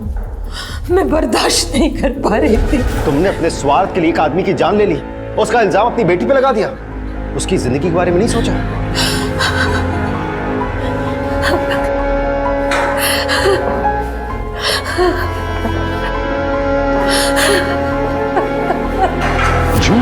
धोखा और इंसान की बेलगाम कामनाएं, इनमें से कुछ भी नया नहीं है। इन बुराइयों और इस तरह की इंसानी कमजोरियों की वजह से हुए जुर्म की कई कहानियां हमने पहले भी देखी और सुनी है, लेकिन इस कहानी में अलग था वो माध्यम जो जुर्म की वजह बना, यानी इंटरनेट, सोशल मीडिया। ये आज हमारी दुनिया का अहम हिस्सा नहीं बल्कि कुछ लोगों के लिए पूरी दुनिया बन चुका है, जहां सिर्फ एक क्लिक पर रिश्ते जोड़े भी जाते हैं और तोड़े भी।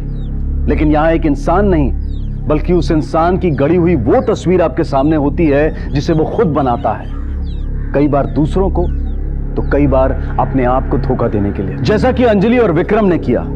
अपनी असली पहचान, अपनी सच्चाई को छुपाकर उन्होंने एक खेल की शुरुआत की जिसमें ना जीत अंजलि की हुई और ना ही विक्रम। इंटरनेट, सोशल मीडिया को नकारना या उसे जिंदगी से निकाल फेंकना ये इस प्रॉब्लम का सोल्यूशन नहीं है, बल्कि इसके इस्तेमाल में समझदारी का इस्तेमाल करना बेहद जरूरी है। अनजान व्यक्तियों से दोस्ती करते वक्त सावधानी ना बरतना, अपनी निजी इंफॉर्मेशन सोशल मीडिया पर शेयर करना, किसी की तस्वीर देखकर या उसके द्वारा दी गई जानकारी को देखकर उसके बारे में अपनी राय बनाना, यही वो छोटी छोटी गलतियां हैं जिनकी अक्सर आपको बहुत भारी कीमत चुकानी पड़ सकती है। रिश्ते हम सब के लिए जरूरी होते हैं, जो जिंदगी भर हमारे साथ चलते हैं, कदम कदम पर हमें संभालते हैं, सहारा देते हैं। लेकिन सोशल मीडिया पर बनने वाले कई रिश्ते अक्सर हमें लाइक्स और कमेंट से ज्यादा और कुछ नहीं दे सकते। इसलिए हर वक्त सोशल मीडिया के वर्चुअल वर्ल्ड में ना खोए रहें, बल्कि ये समझने की कोशिश करें कि सोशल मीडिया हमारी जिंदगी का एक हिस्सा है, ना कि हमारी जिंदगी।